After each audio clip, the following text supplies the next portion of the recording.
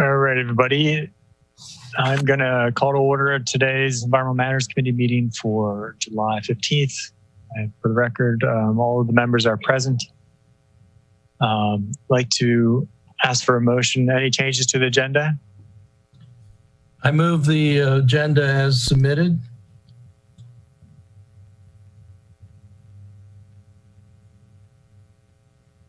Ellie, you're muted. Oh, Ellie. Second. All those in favor of the agenda, please say aye. Aye. Aye. All right, agenda is approved.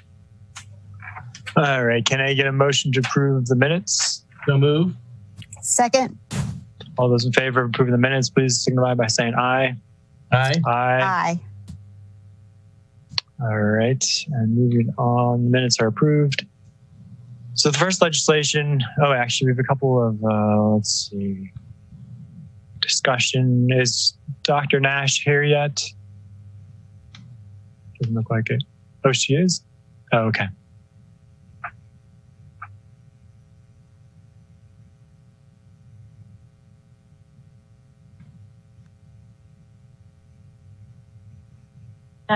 Yes, I called in and I'm on the computer. So she's here now. Okay. What is this? Dr. Nasch, are you ready to jump in? We could get started with the development update and then and then perhaps after that have a discussion about the public water access. That's fine. Okay. I can start with May. We didn't do May last time, I guess? You can just jump in with June. I think that's fine. We didn't. That meeting was canceled, so we didn't do May. Oh, okay. June. I'll just do June, but let me know if you have any questions. Okay. Well, I am doing June, but the one new thing in May was this 101-103 Annapolis Street, which is a new project we have in for site design. Not to be confused with 106-108 Annapolis Street, which is a similar project, but is currently at Planning Commission. What's the project? 106-108 Annapolis Street. It is mixed use on the bottom and is it still six? It might be fewer than 6 dwelling units above. I'm not seeing that on the chart. What page is that? It's number 7. Number 7. So on the first page in June. I mean, mine says one compromise. Yeah, it's not on there, Sally. I do see it on the May. The May, it's number 6. Is it the Forbes Street? Oh, Dr. Nasch, you said June 2019, unless the date just wasn't changed, but it says 2019 up top.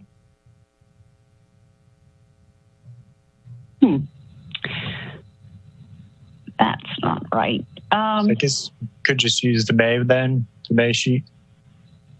Sure, I can send it. The correct one is on our website.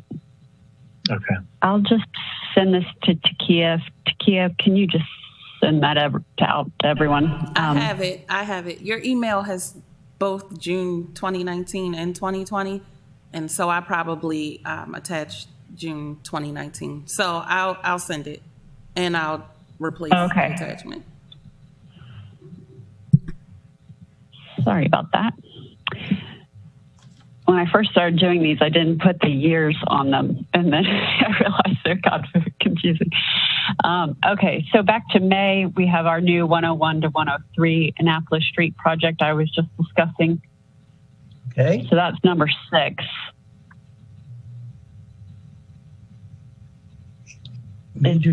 Sorry. So is this a planned development? It is a site design and a subdivision. It is not a planned development. Okay, so it's not going before planning and zoning, not planning commission.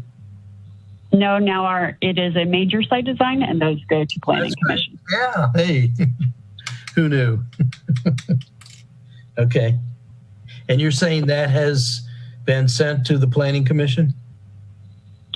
Well, the next one on the list, the 106, 108, has gone to Planning Commission.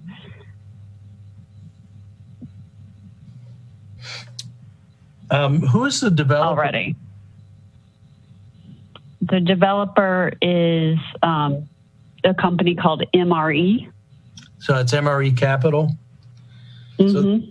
So I think they own 12 or 13 different sites in Ward 2. They own a few different properties in Ward 2, including the building that's currently under construction right off of Rao. Is Alderman Payon paying attention to these? Do we know? I think so. And we are also working closely with the West Annapolis Civic Association and the West Annapolis Business Affiliation, as well as Wardor Improvement Association. We're actually having a public meeting with them August 11th to talk about master planning that area and, we're making sure we're coordinating with that developer and that the community has been coordinated with that developer. But I should say so far, the developer has done a very good job for doing outreach and making sure he has support from the community association. Okay. And overall, if they do have the number of properties I've heard, this is going to be a relatively significant change in Ward 2, is it not? Depending on what he wants to do with the project, so far he's been doing kind of smaller projects. So, for example, 101 and 103 doesn't even need APF review because of its size. Uh-huh. So, they have a number of projects, but they have all been kind of small scale, fit pretty well onto Annapolis Street, existing streetscape, and have generally gotten through the approval process fairly easily. Will these be projects that will be eligible for accessory dwelling units? No, because they're not single family homes. Thank you. You're just being smart aleck, aren't you? Yes, I am. Sorry. Known for that. In May, we finished up the library, and that's a beautiful facility. And then that was pretty much it for May. Okay. Does everyone have June now? I'm getting it. Yes. June 2020? I emailed it. Okay. Did you guys want us to just put it on the screen as well? Well, that would be helpful because it's teeny on my cell. Yeah, me too. We'll try to get it as big as we can. Give us 1 second.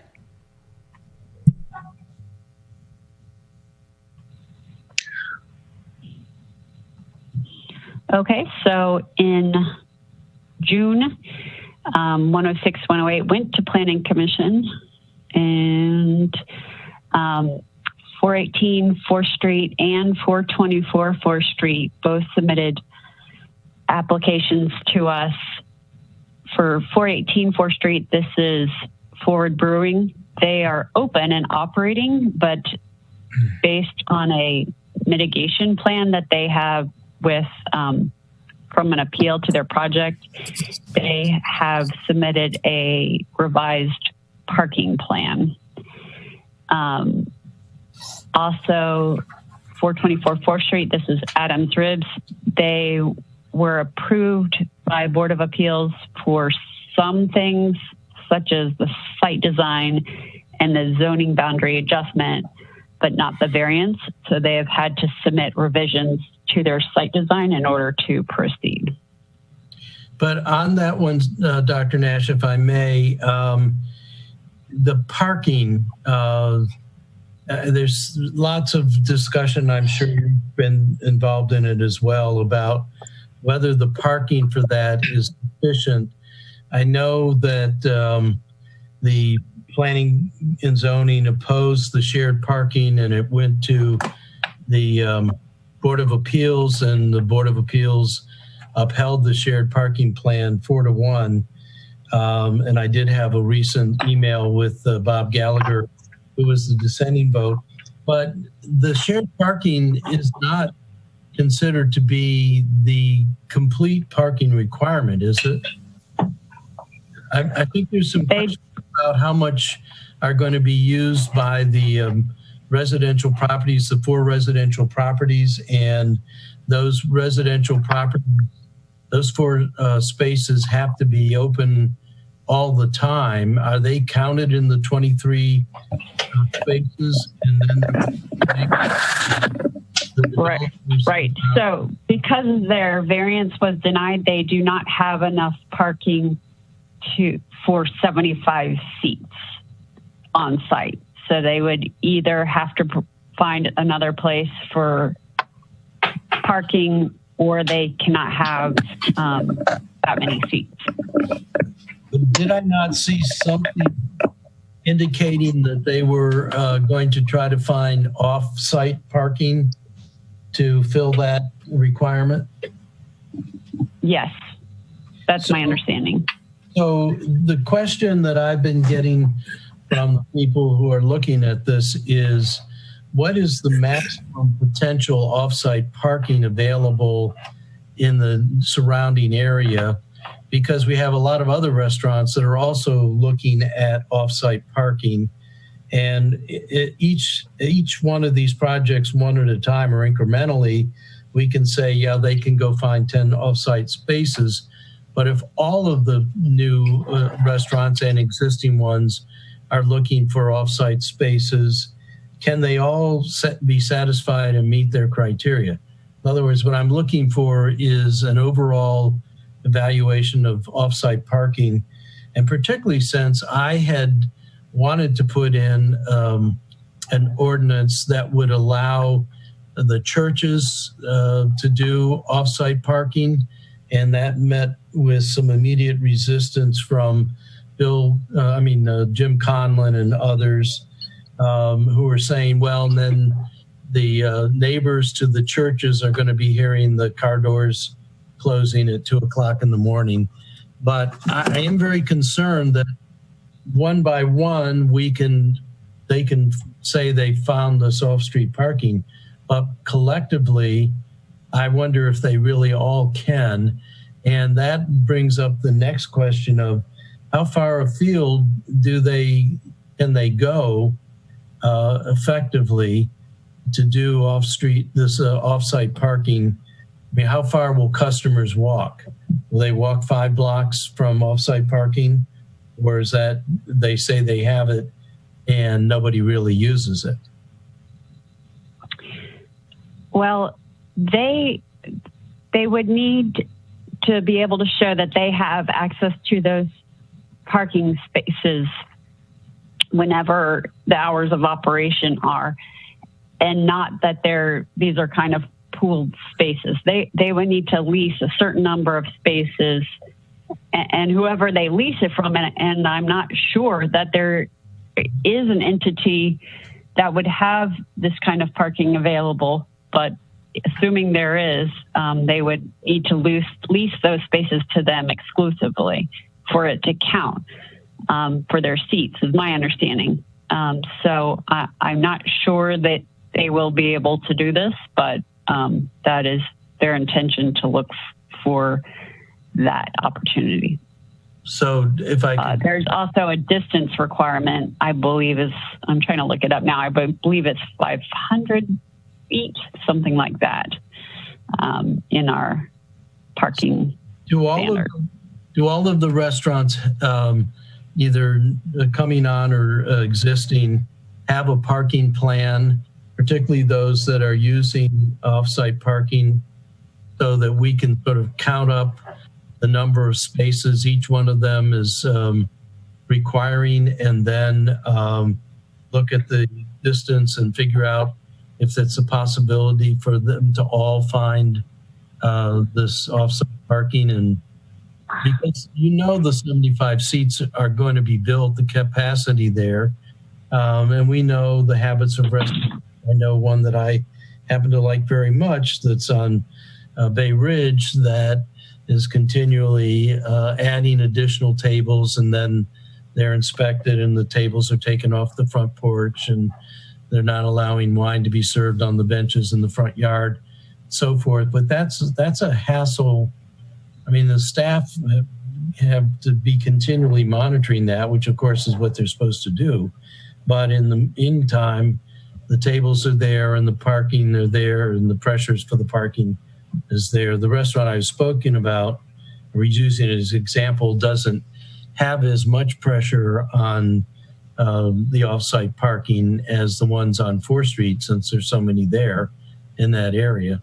But I guess I'm wondering if there's an ability to look at all of the parking plans and see all of the spaces that they're talking about using offsite, add them up, and then look at the within the required distance to see if there's really even that potential for parking.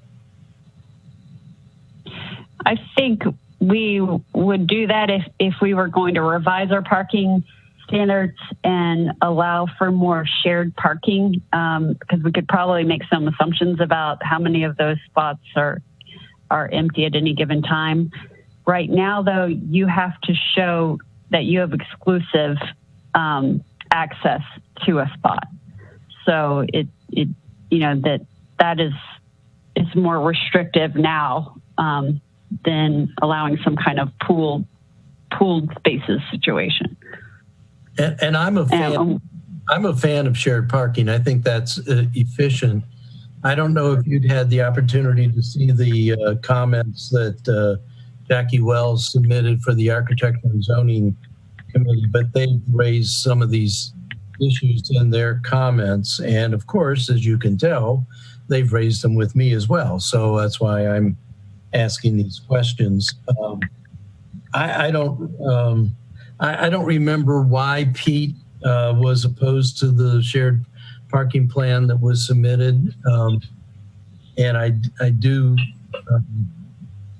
wonder why the Board of Appeals overruled planning and zoning. But I think maybe that's because they have this sort of generic predisposition to the efficiency of shared parking, without necessarily looking at the potential for shared parking spaces. Maybe we need to have a separate meeting where we can get some of the ECA people and your appropriate staff and whoever else is appropriate from the administration to chat about this some further, because I think it's going to be a growing issue. I don't think this will be the last restaurant that wants to come into the area. That is probably true.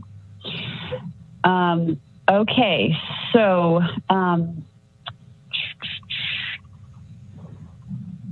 also for June, loss at Eastport Landing, our response to the board's remand was appealed. We have preliminary hearing scheduled, or we have a hearing scheduled on August 4th for preliminary matters. Newtown 20, we were able to approve, actually just the other day, or a few weeks ago at Planning Commission, they approved the plan development. Now we're working on the demo permit. Should be pretty, I think we have approved the demo permit now. Must have been in July that we approved the demolition permit. Which one are we on? So that project is on its way. Newtown 20. I think you need to turn the page. There you go. Turn the page.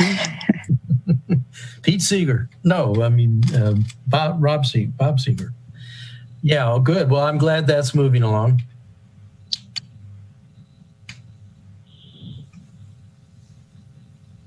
Yep. So that concludes our major projects. Any questions? Yeah, Dr. Nasch, I have a few questions. So there's no change in the Chesapeake Grove at Bembe Beach? No. We've had some correspondence about some stormwater issues there. They had to address. We did have a meeting. That there's still a number of issues there. They are actually working on them, but we don't have any revisions in our office yet. Okay, and because this also has a water access issue, is that being incorporated into the plans from this stage? I'll have to check on that and get back to you. Okay. And the other question, Rocky Gorge. Sorry? Oh, was that Fred? That was my cubby buddy. He's leaving now, though. Bye, Fred.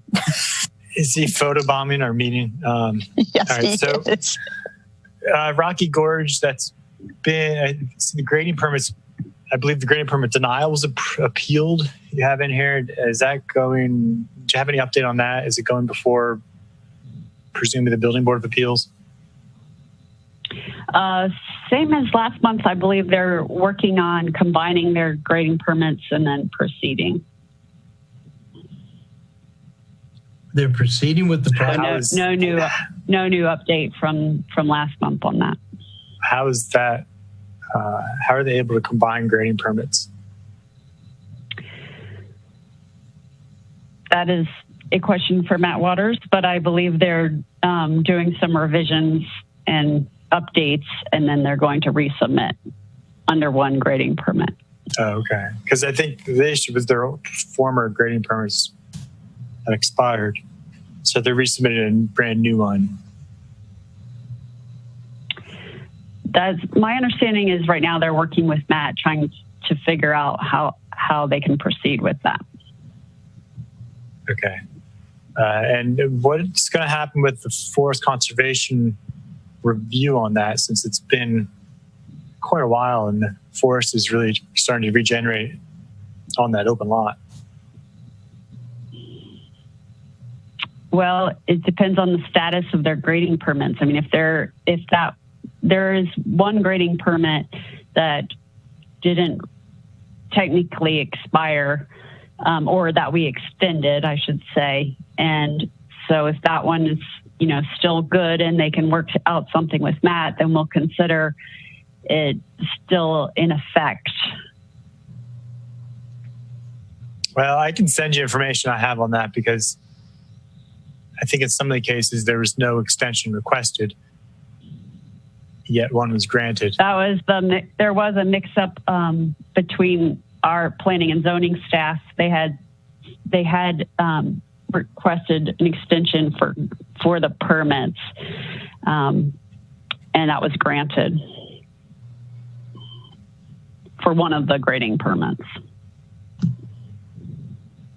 Okay, well, I'll talk with you offline about that, I suppose. Okay, and let's see, anything else I wanted to ask you about? I guess that's all from me. Any questions from, Alderwoman Tierney? Yeah, thanks. Dr. Nasch, Park Place, I know the article in the newspaper didn't mention stormwater mitigation, but isn't there some holdup environmentally with that project or not? Or is it just something about an easement that doesn't involve the environment? You talking about Rocky Gorge? No, the park, the Park Place, the hotel. Oh, yeah. Okay. I lost my place on what number it was. No environmental issues holding that one up. But they've achieved the stormwater mitigation requirement and all that. They are going to Planning Commission on the 22nd or 24th next week for their plan development approval. So they haven't submitted for a grading permit or anything like that, but they have met the preliminary requirements for site design review and APF. Okay. Thank you.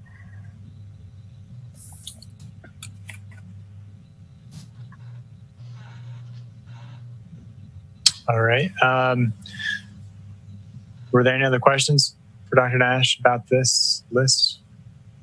All right. I guess we'll move on then to. But I want to say thank you. These are always helpful. Yeah, thank you, Dr. Nasch. And so move on to questions about public water access. And I will turn this over to my colleague. The three of us all have waterfront in our wards, so it's definitely an important issue, I believe, to all of us and to the committee. But of particular note right now is South Annapolis Yacht Center. But I do want to turn it over to Alderman Arnett, since this is your in your ward right now. Thank you. And it is quite a dilemma. I think there is, first of all, I think the council needs to consider coming up with an express policy that we want to, in all planning matters, try to be sure, if possible, to save water access.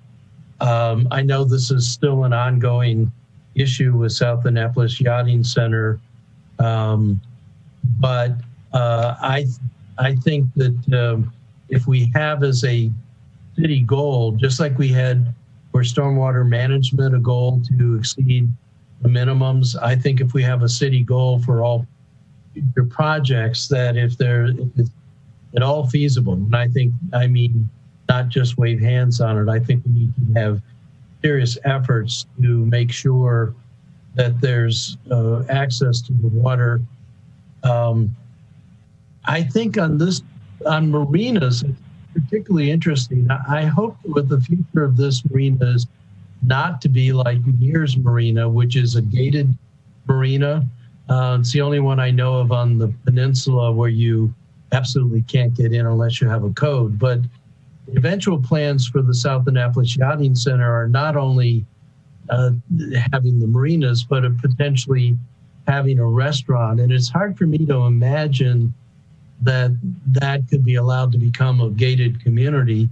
And if the marinas are there and there's a restaurant there, it's hard for me to imagine that people are not going to want to, from the restaurant, say, go down and take a walk on the piers, either while waiting for their seat or after having a nice meal, and just go down and look at the water. And then how do you distinguish between diners and, say, Alderman Gay wanting to come down and take a look at the water, or one of the neighbors?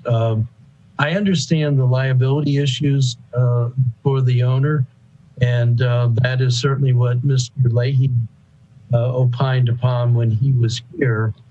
And I understand when the city makes this a policy, we are buying into some liability concerns. Frankly, I think we'll always be liable even if we didn't have a policy, because people who are going to sue the deep pockets. We happen to be one of them, or at least we're perceived to be one of them. But I would really encourage that we think about a resolution or even a modification to the code expressing the need to have access to the water. But that's my general thinking on it. We have this particular issue. We have the issue that arose with President's Point. We have a lot of gated communities all along the water on both Spa Creek and on, not so much on Back Creek, but on Spa Creek. Those are planning decisions that were made decades ago, but we're slowly closing off the water. And I think Alderman Gay made some very good points about that. I also think we ought to be, as a council, looking at the development of Hawkins Cove. That's a potential public property, and it also happens to be near public housing. So I think that there's some potential relief there for access for the public housing community, at least Eastport Terrace and Harbor House. But also it's a beautiful little cove. And I went to it by water a couple of weeks ago, and then by land. We've got a sort of a ramshackle small pier there. The water is shallow. If we were going to make it water accessible for anything other than a paddleboard, we probably need to do some dredging, which comes with its own issues. I believe, City Manager Gerald, there's a pumping station down there on that property by the Housing Authority. So we already have access from the street to go there. There are a lot of trees, so there could be some forest conservation issues, but I think that our community is more and more getting engaged in and interested in this access to the water. So that's my short statement on access to the water. Yes, and thank you, Alderman. And I do agree with your sentiments. We've spoke before about some legislation we'd like to see putting this in the APF ordinance. But I guess in terms of this specific matter with South Annapolis Yacht Center, I guess I've gotten a lot of my questions answered offline, but the one open question has to do with the Planning Commission's original comments, which were to clarify and protect public access. And it sounds like there's the understanding that may have been essentially abandoned when they signed the final record plat. And so that's kind of what I'm curious is has there been a determination on if their condition was indeed abandoned when they signed that record plat? Was that the Planning Commission's intention? And what's their understanding of this at this point? I don't know who best would be to answer this, Law Office, City Manager, or Dr. Nasch. But I also was at that Planning Commission meeting, so I can speak to it as well. You want to go first then?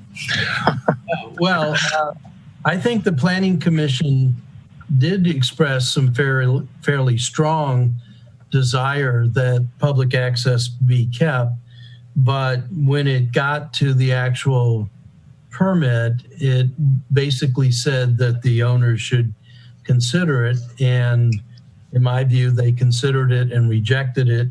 I said some things about this in my constituent email over the weekend before the council meeting, but was my understanding at one point there was an agreement with Capital Sup and also with the Dragon Boat that they would be allowed to be there. I got a call from Mr. Anderson, an agitated call from Mr. Anderson yesterday saying, no, that wasn't the case. That's my remembrance of it, but maybe things have changed or had changed after I heard those things. But the Planning Commission did seem to be strong in the opinion that water access should be preserved, but the actual final agreement was kind of tepid and just said they should consider it, and I think they considered not doing it. Although Mr. Anderson did say that they haven't made a final decision. And Dr. Nasch, I hope I'm not misrepresenting what you know of it, but I think they've said they haven't made a final decision, but it does appear that they're not inclined to do water access. So Dr. Nasch, do you have any follow-up information? I would say my understanding is that there isn't a final determination yet about how he plans to use the site. I think it depends on his tenants. And, I imagine if he had a restaurant there, he would want people to be able to get to the restaurant. Yeah. But we're just trying to stay in touch with Mr. Anderson, make sure our lines of communication are open and that he hasn't done or not done anything yet because the site's still under construction, and it's very important that people do not go onto the site while it's under construction. So I think that's the most important thing, and we'll try to work with Mr. Anderson going forward. But the Planning Commission did sign the final plat, which to me indicates that their issues that they had raised were addressed. However, I wasn't in that meeting, so I don't know what happened. But when we have a final plat, that then we kind of go to the next step. But that's my take on it. So on the final plat, I'm just trying to understand the process. So the Planning Commission issued their findings or recommendations on the preliminary, and I guess the presumption is that would be incorporated into the final plat. I'm just comparing this to one of the projects I was involved with, the Parkside Reserve of Quiet Waters, where, and maybe that's because the Planning Commission actually reviewed the site design, but those conditions from the Planning Commission were included in the final approval, and it doesn't seem like those were necessarily carried over. But I believe at the time the Planning Commission was not reviewing the site design for this project. Is that correct? Right. They were only reviewing the plat. I'm sorry, I just wasn't involved, so I can't really speak to it. But my understanding is that, they asked for certain things in the preliminary. It was reviewed internally with Mr. Leahy, and then that opinion was presented to the Planning Commission, and then they signed the final plat. So there's a few gaps in my knowledge just because I wasn't involved in it. Okay. Alderwoman Tierney. Thank you, Mr. Chair. I think I was the one that suggested to put this on our agenda. And I guess my question is what's in our purview to do I guess we have to know the facts first, but can we at least make a position about providing water access in this particular situation, or at least, get that out there, I think, to appease our constituents. But my background question is, what point of access, I mean, they have a broad, they have broad water access, through their, I'm actually looking at their wonderful website. They have it through the residents, they have it through the marina, and then they have sort of this parking lot you go through. I mean, where would be the intended water access, like from the street, if you were coming in from, say, what is that, Monroe? I don't know what street that is, but yeah, I mean, what would be the water access from the street? For South Annapolis Yachting Center? Yeah. Like where? The gate? How would they? The entrance? It's a gate? Well, the entrance to it comes off of Washington Street. The property fronts along Boucher Avenue. The maritime activities are to the up creek side, so that right. You're facing the property on the left-hand side. The restaurant seems, if it was going to be there, would be potentially in the middle of the property, and then all of the upscale residential properties are towards the bridge going downstream. So it, in thinking about it, it does seem those are very expensive homes, and people with wealthy homes sometimes like to have security of gate. It does seem to me that you could allow the residential portion of the property to be gated off. I'm not a fan of that, but I can understand that. But still leave things open for the restaurant if it happens, and for getting to all of the things. There's a lot of marine services there. I think Mr. Anderson has done a very good job of preserving the services of the two marinas and certainly upgrading them. I remember when Alderman Budge had his boat there, and it was pretty dicey, and you had to worry about touching anything electronic because the wiring wasn't too good. But so right now it's a state-of-the-art marine facility, and they are going to have out-of-water storage. They're going to have out-of-water repairs, so on. The fabrication facilities, which look very much like garages, but are supposed to be a marine aspect, are fronting on voucher avenues. So, I would think that if it's an ungated community or only partially gated, it would be walking down the hill. And walking down the hill, a lot of people walk to marinas. I don't think anybody wants to say you have the permission to do it, but I don't think anybody stops people from doing it. The gated marinas do, and I guess trying to think about the slips at Annapolis City Marina, I think they also are gated, but most of the slips in the marinas in the area, all over the bay, really are not gated communities, and people do tend to walk down, walk their dogs, feed the geese, all of those kinds of things that attract people.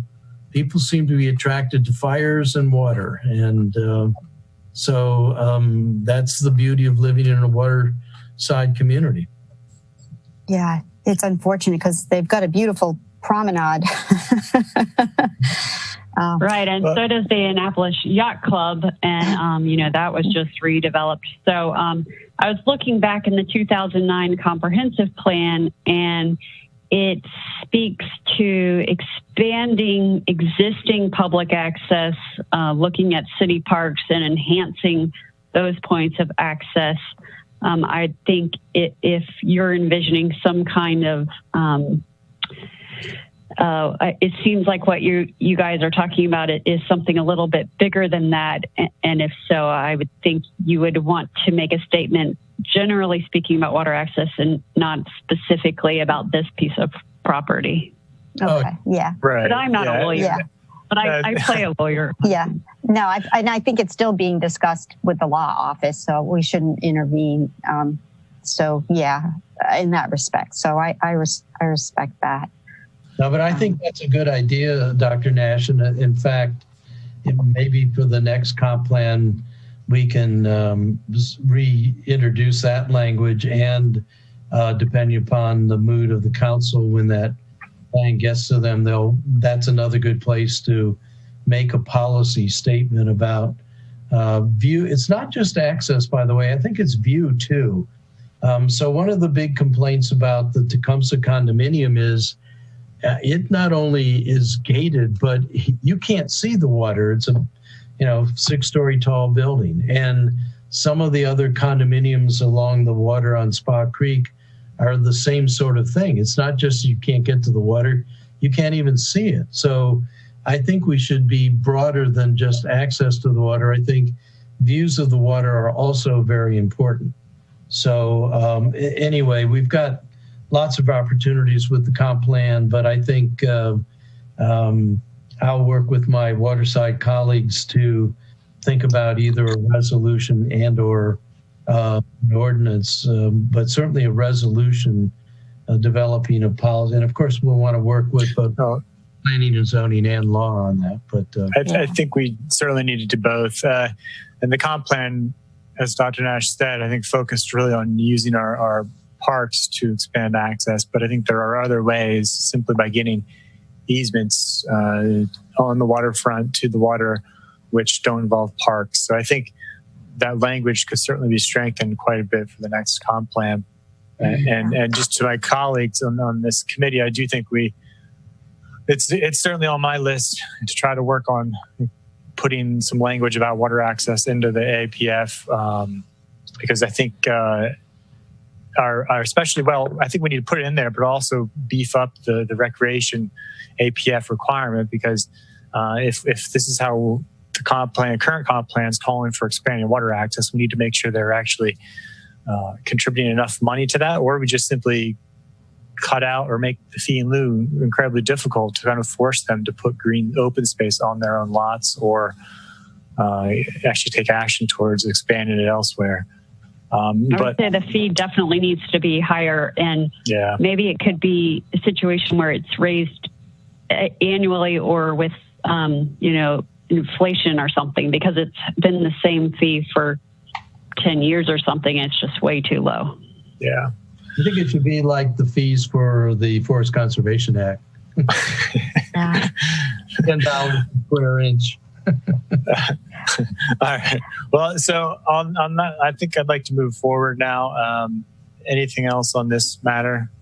I just want to add that, Ward 1 was laid out pretty well. I mean, a lot of the radial streets do end up with a street end park and access to the water. So I'm pretty fortunate in that respect.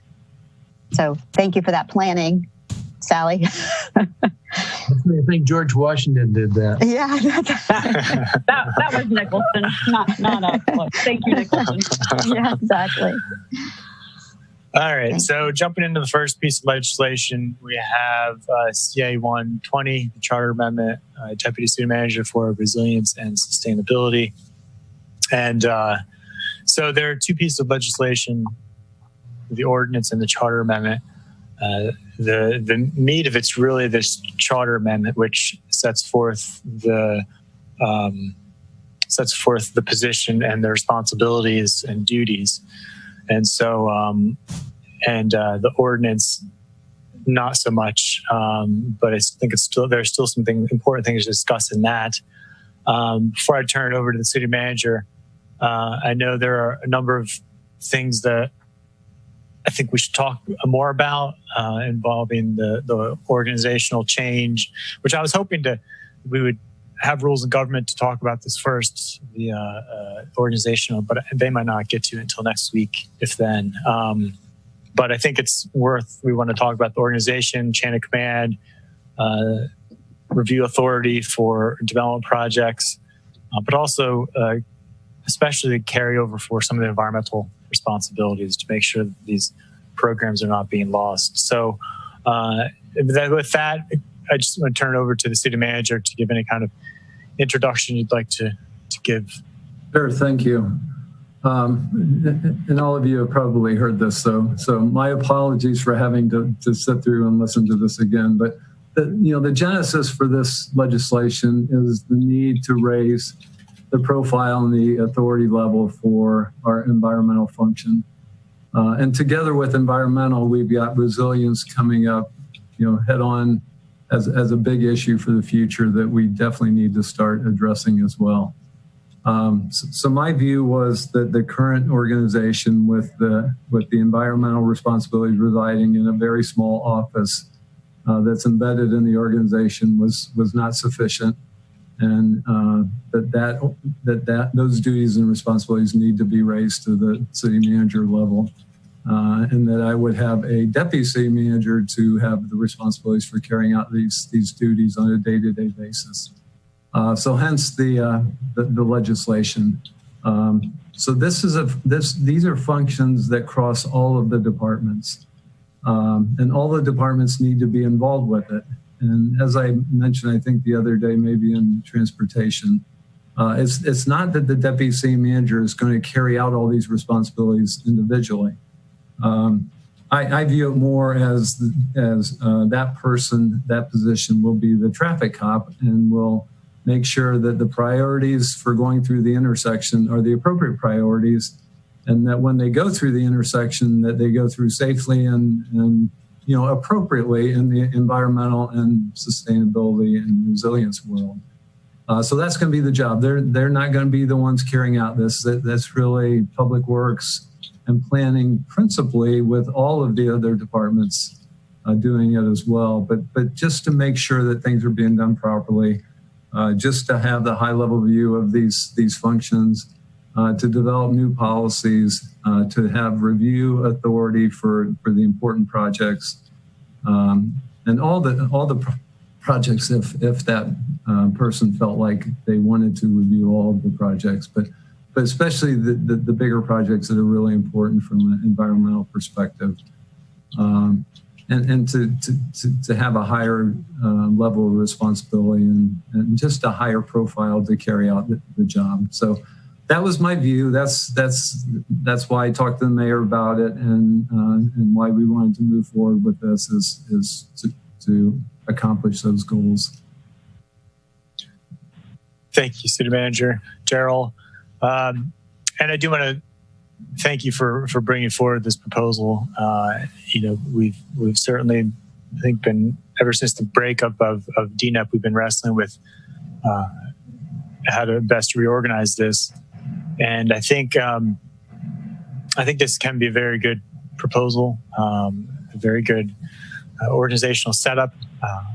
It follows, I think, many of the ideas that Kurt Riegel has proposed in his experience, where he was in a similar position involved with the Navy, and having a position that's elevated and empowered to be able to get that cross-agency, cross-department change is really important for these issues, sustainability and resiliency.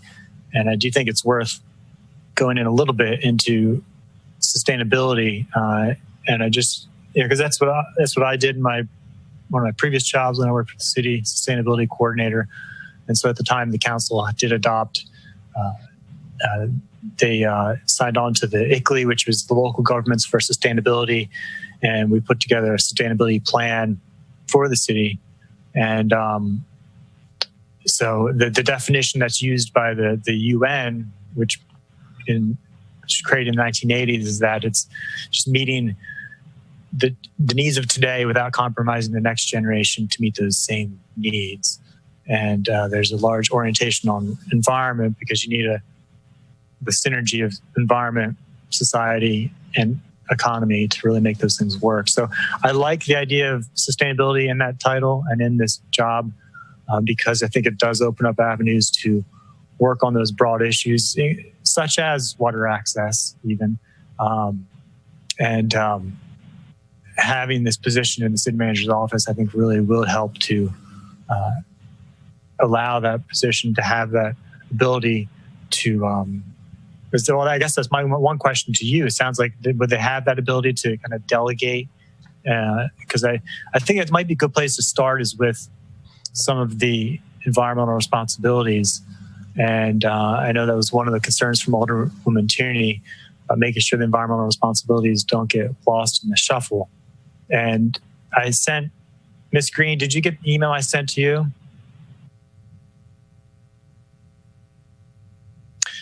So it's a report that was sent to us by Director Guile. Yeah, sure. It was an email sent to us by Director Guile. It's essentially her monthly report on environmental programs. So I thought that might be a good place to start, because I know we do have organizational questions, but I think this committee should at least start off, I think, focusing on some of the environmental aspect, and to make sure that we're not going to be losing these responsibilities.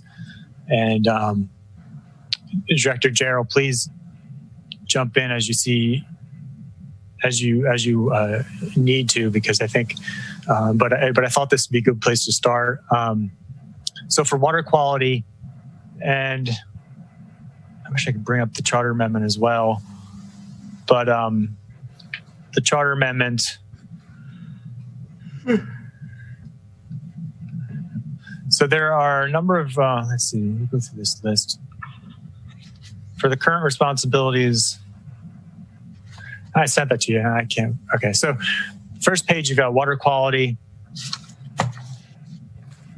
And then, just bring it up here myself. You have urban forestry program.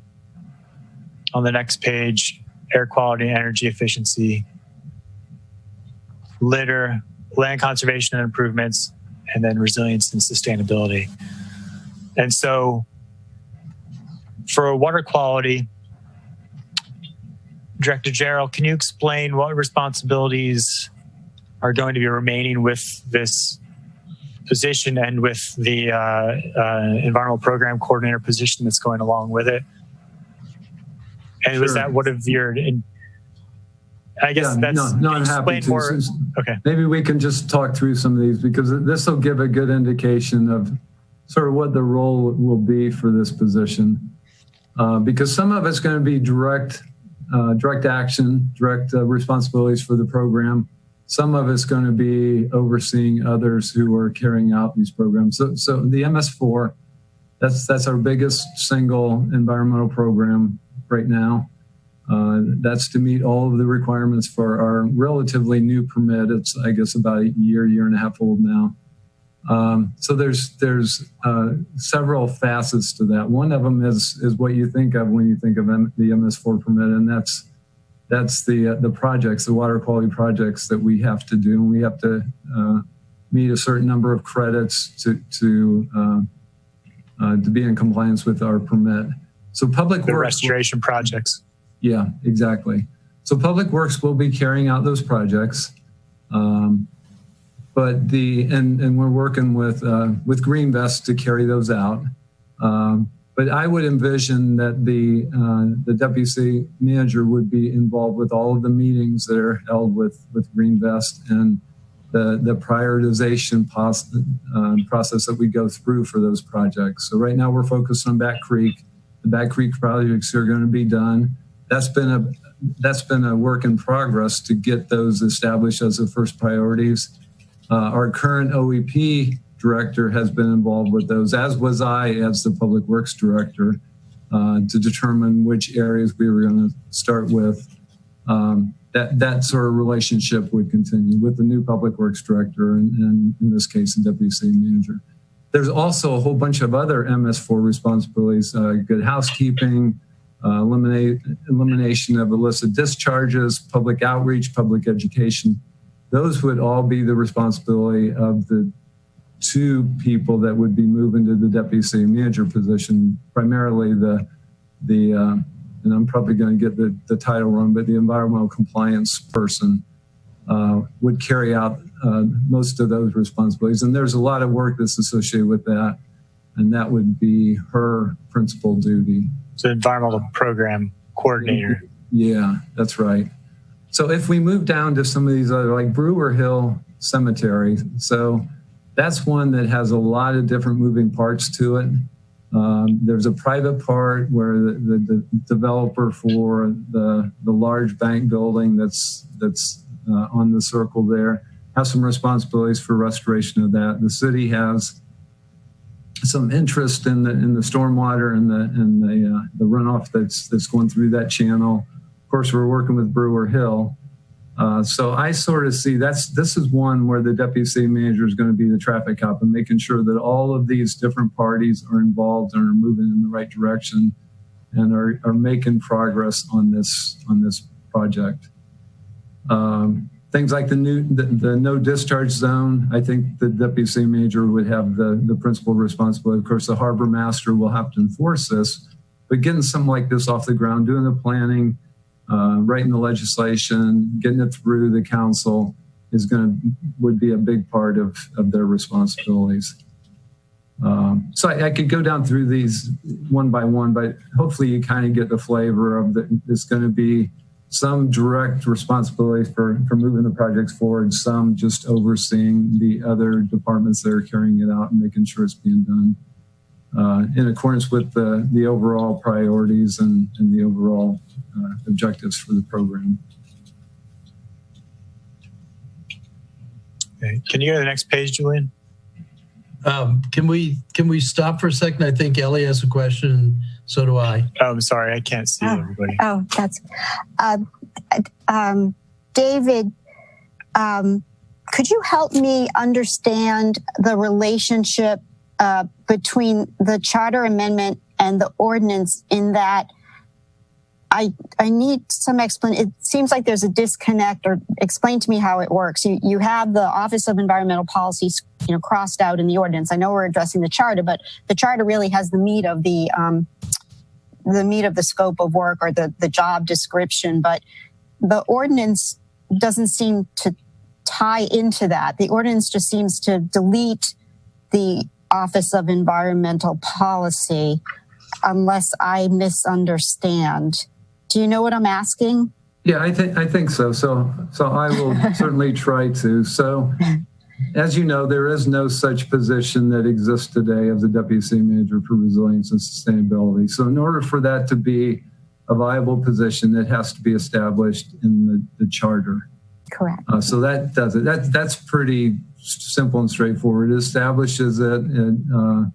It establishes the qualifications that we all look at when we're thinking of confirming somebody for these types of positions. It lists specific qualifications that are going to be required.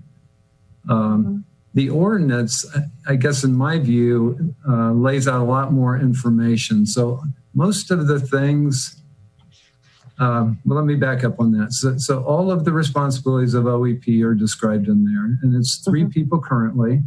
It's the 2 that I described. It's the office manager, it's the environmental programs coordinator, and it's the forester. The plan for the forester is to move to planning and zoning. So all of the things that refer in the code to forestry type responsibilities move from environmental policy over to planning and zoning. So you'll see a lot of changes. A lot of the amendments that we proposed correct the way that's done, because originally it was those responsibilities were going to be done by the forester, but that's not typically how it's done in the code. Typically it's by the department director or designee. So we need to change all the language to that. So a lot of the amendments that you see are to make that change, that we designate the department director is responsible for that or their designee. In this case, the designee would be the forester. So that person would keep those responsibilities. So that's what it does. So that's why we were concerned that we can't do the ordinance. We can't implement the ordinance until the charter goes through, because the effect would be we wouldn't have the deputy city manager, but we would have gotten rid of OEP. Right. Yeah. So they have to be lined up, and that was another. Okay. That was another amendment that we proposed.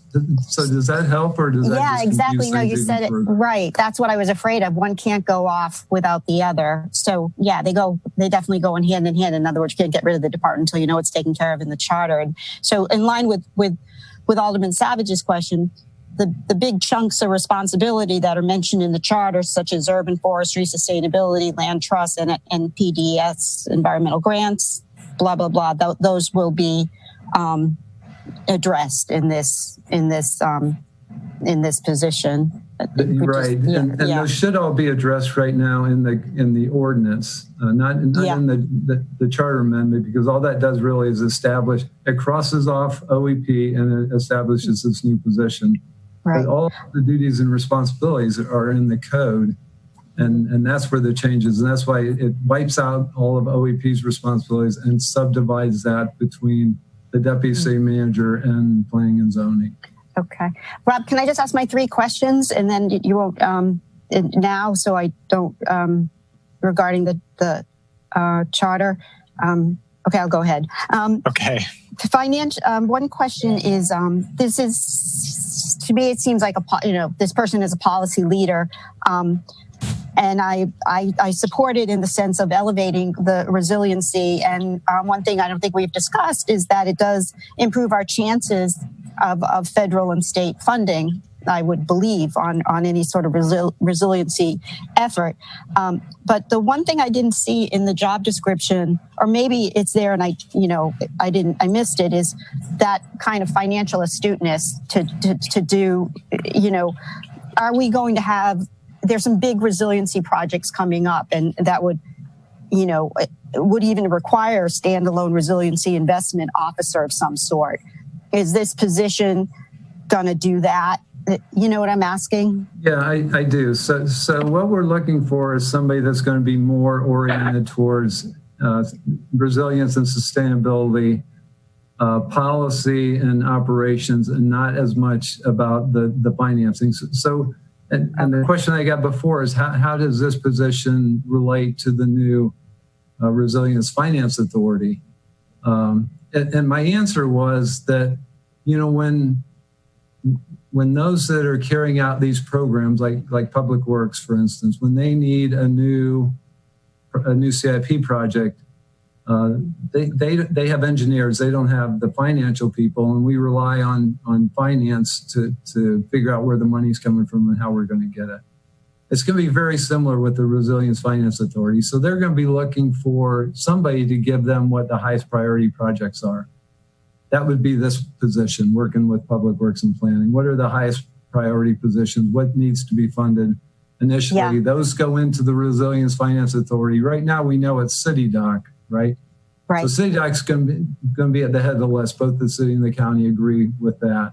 But then as we move in the future and look for additional requirements, it will be this position that will be coordinating what those priorities are and feeding that into the Resilience Finance Authority, like we currently do, feed it into the finance department to come up with the money.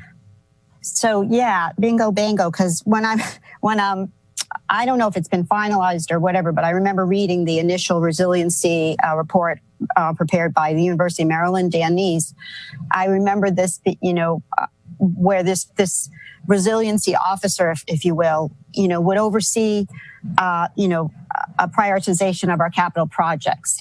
So it's kind of just that definition of resiliency is broad and so forth, and therefore it oversees multidisciplinary areas and I get it.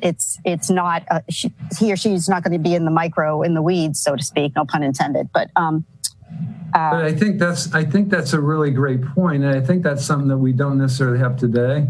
And that's for each of those capital projects that we put forward. Somebody needs to be looking at those through the lens of both resilience and sustainability. Correct. And some of that happens, but not enough. And I think that this position will bring a lot of that sort of a lens to look at these projects to make sure that they're appropriately addressing both sustainability and resilience. And so my last question real quickly is, do you feel like we... Ellie, oh, sorry. Hold on a second. Julian, can you remove the presentation? I just want to make sure. See everybody else. Okay. My last question is, do you feel like we should define resiliency in either pieces of this legislation as a kind of a overarching definition?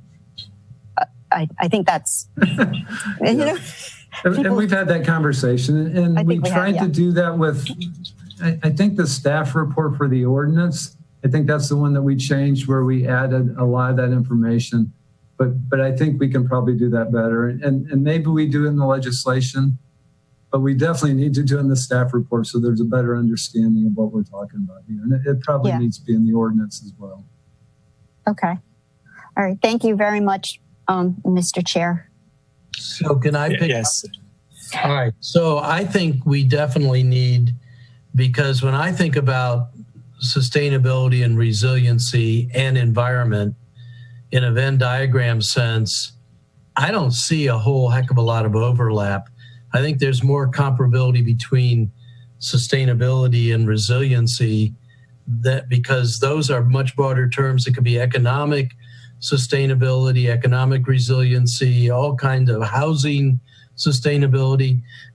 So I think we really do have to have some pretty specific definitions in the code. I think our code is, in general, deficient in definitions. And I also think there are definitions in different parts of our code that are different from what they are in other parts of the code. And I'm saying this for Joelle's benefit because I think this really is something that we need to look at. But I have the same concerns that Alderwoman Tierney raised about the crosswalk between the charter and the ordinance. In the ordinance, I see where we strike out the Office of Environmental Policy.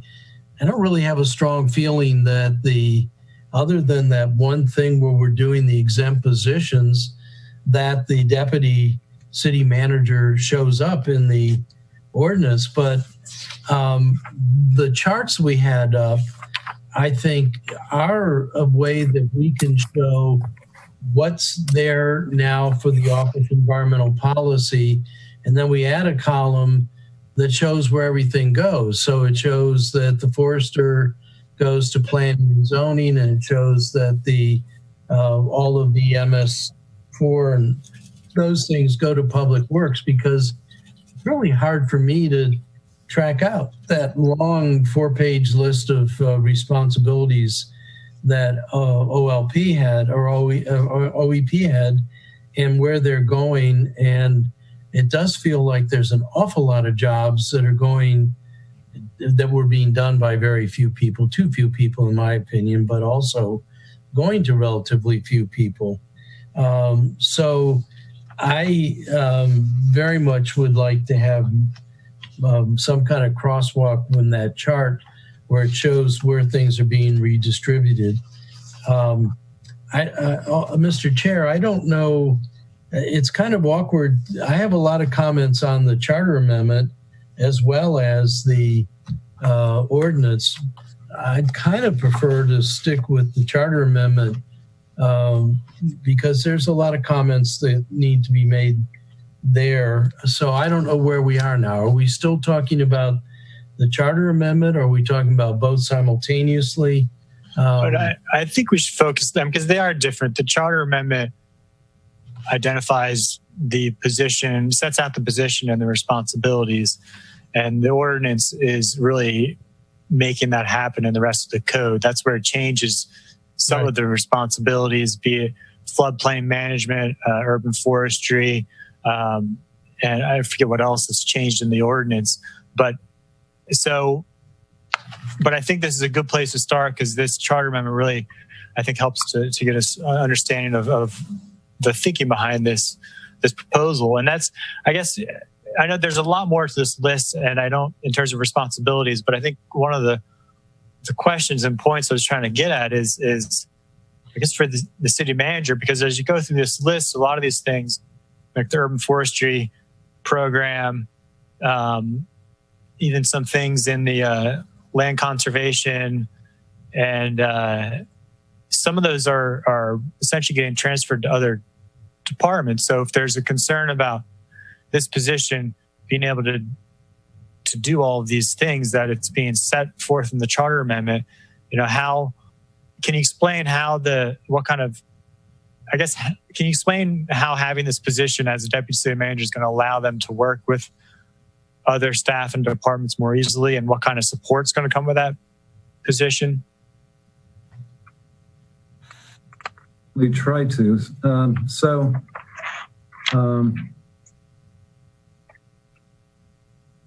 And I'm not sure if you're getting at reporting relationships or just how the day-to-day interaction between the departments will fall out. So the departments obviously report directly to me, the city manager, and that will continue. So the reporting relationship's not going to change. Although I sent a draft organization chart that shows a dotted line. And that's kind of a misrepresentation. I'll admit that right off the bat. That's kind of a misrepresentation because the box that has the city manager is going to include the deputy city manager. It's not going to be a separate box.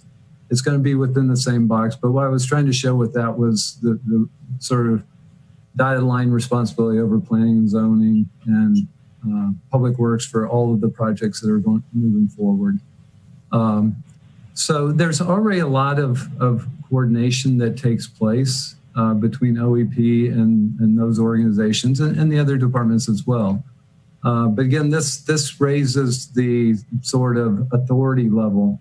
So to go from being an office head of a very small office, 3 people, to being deputy city manager definitely raises their profile a lot higher and raises their authority a lot higher because then they have the authority of the city manager.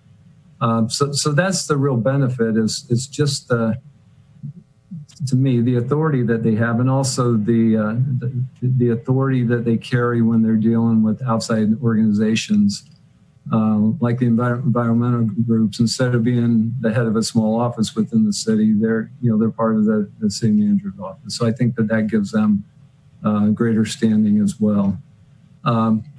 But I think in day-to-day interactions with the departments that they will, quite frankly, I've seen this sort of playing out already to some degree, that they have greater authority when they express their concerns and their priorities, that those are listened to better. That's what my expectation is, and I think that will happen. And I think that'll be a huge benefit to the organization to have that in these particular areas that need that type of higher profile.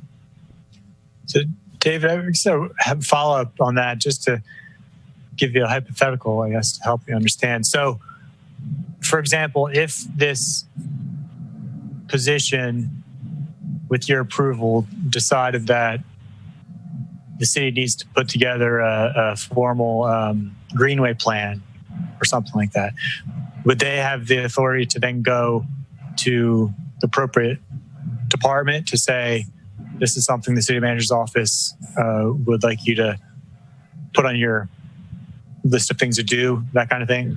Yeah, absolutely.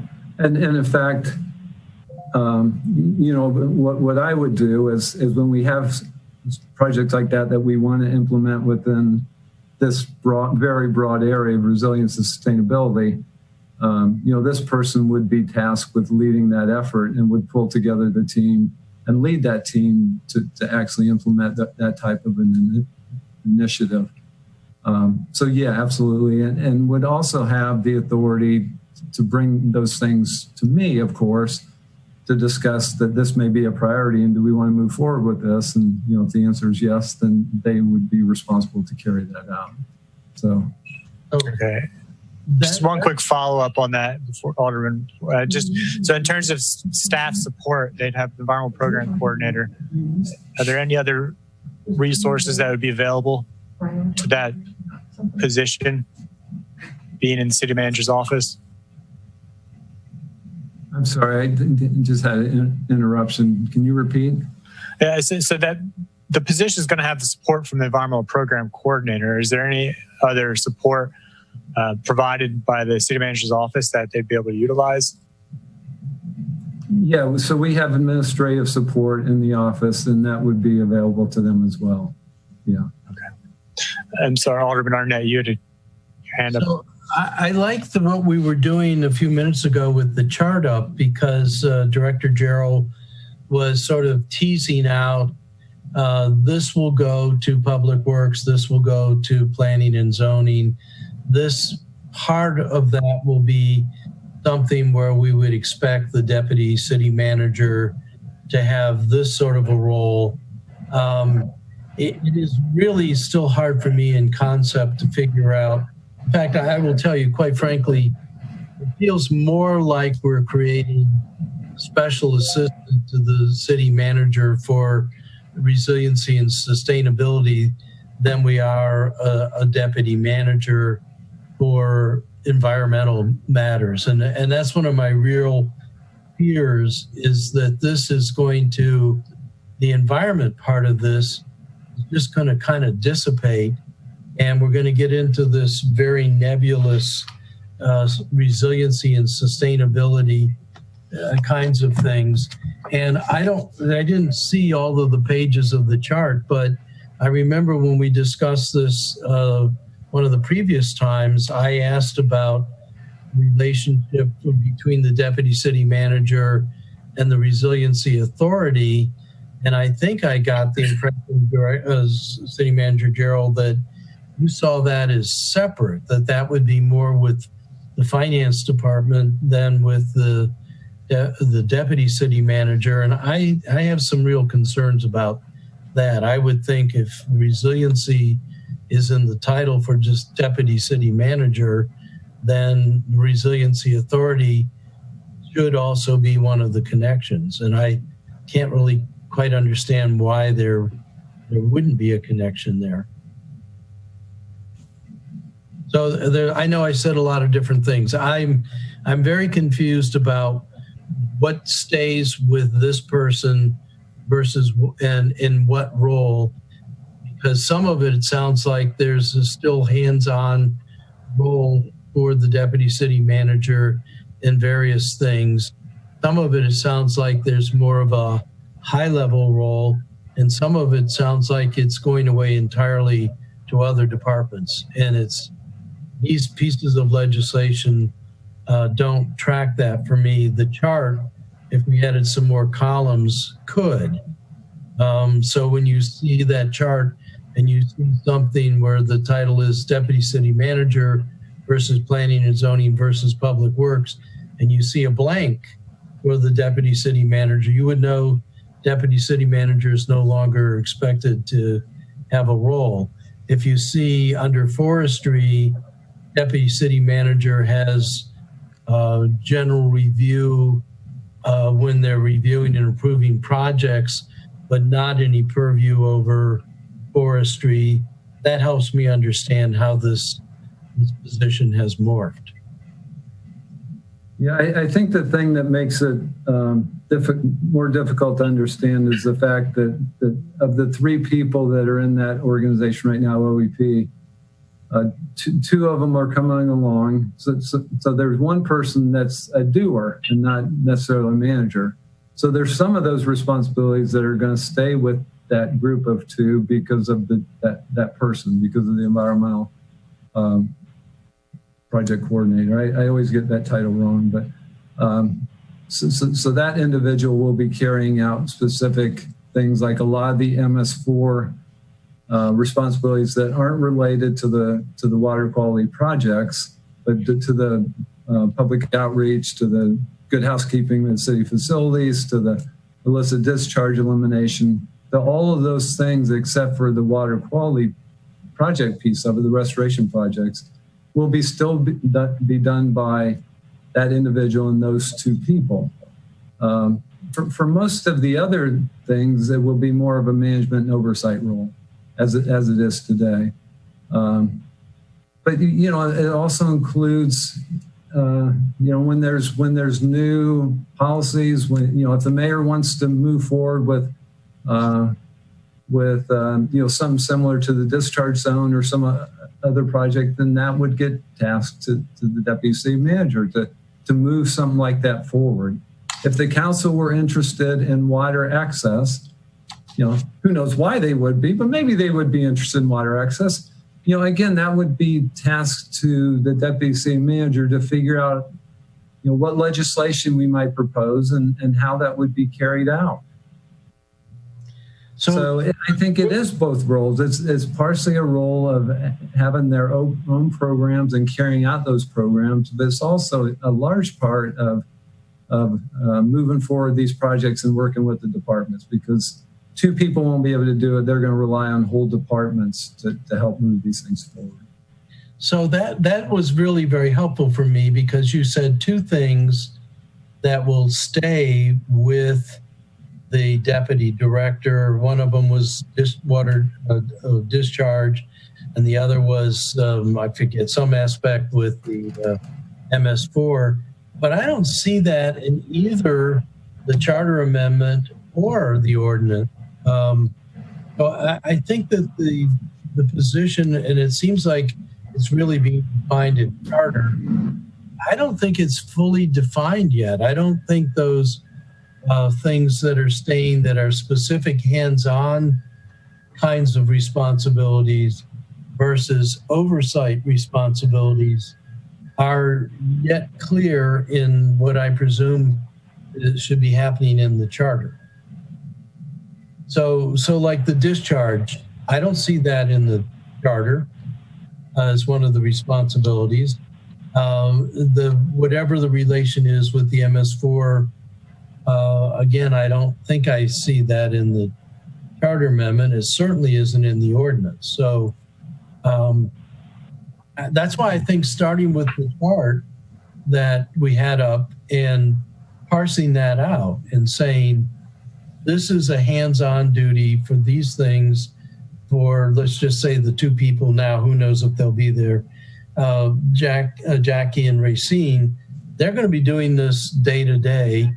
On the other hand, these kinds of things, the deputy director will now move up to a higher oversight, and the hands-on activities are going to happen someplace else. They'll happen in another department. I mean, am I the only one feeling that that's a deficiency with what we have? If it is, I'll go away. Well, I mean, I think it's implied in a lot of the language in here, and in terms of the responsibilities, it does list in number 1 some of the things, some of the initiatives that it lists out: environmental quality, climate change, sea level rise, energy efficiency, composting, litter reduction, solar, wind power, electric vehicles, local businesses and employment, transportation, public health and safety, and social equity. So it kind of lists a lot there. Okay, can I stop you though? Are those oversight responsibilities or are those hands-on responsibilities? It says plans and works with city offices and departments to implement. So I think it would have to be both, but that's, I don't know. I don't know how else it could be worded. You're on F number 1? Yeah, page 2, line 42. Right, okay. So where did you see the works with thing? I see they'll have the following power. Line 43, develop sustainability, resilience, and land conservation plans and works with city offices and departments to implement programs and initiatives to further those plans. Okay, so do we find further down here the discharge? I don't think that's mentioned in here, and I think that's something I'd be open to supporting you if you wanted to add that. I mean, it does list other things in terms of, so on page 3, line 22, which is number 7, it talks about, to your original question, I think, just ensuring that these environmental sustainability resilience policies that are adopted by the mayor and city council and city manager are implemented in the appropriate departments or offices. And then further down on 33, coordinates department efforts to prepare for those things. So I think that preparing and ensuring that our policies are implemented kind of goes hopefully to address your one concern. Yeah, it does. But now where's MS4? Is that gone now for the deputy director? Because I thought I heard something different. That's listed on page 3, line 13. It shares that all public education and outreach requirements of the city's MS4 permit are met. Okay, but now there are more hands-on MS4 kinds of duties where we meet our environmental goals, and those are now in public works or planning and zoning. I mean, where's the WIP program now? Where's the else? The only part of the MS4 that's with public works is carrying out the restoration projects. So everything else, was there six parts of the MS4. 5 of them would stay with the deputy city manager and the environmental compliance person. And then 1 of them, which is the projects, the restoration projects for the credits, which is already with public works because they're basically capital projects, would continue to be carried out by public works. So I don't think this says that, though.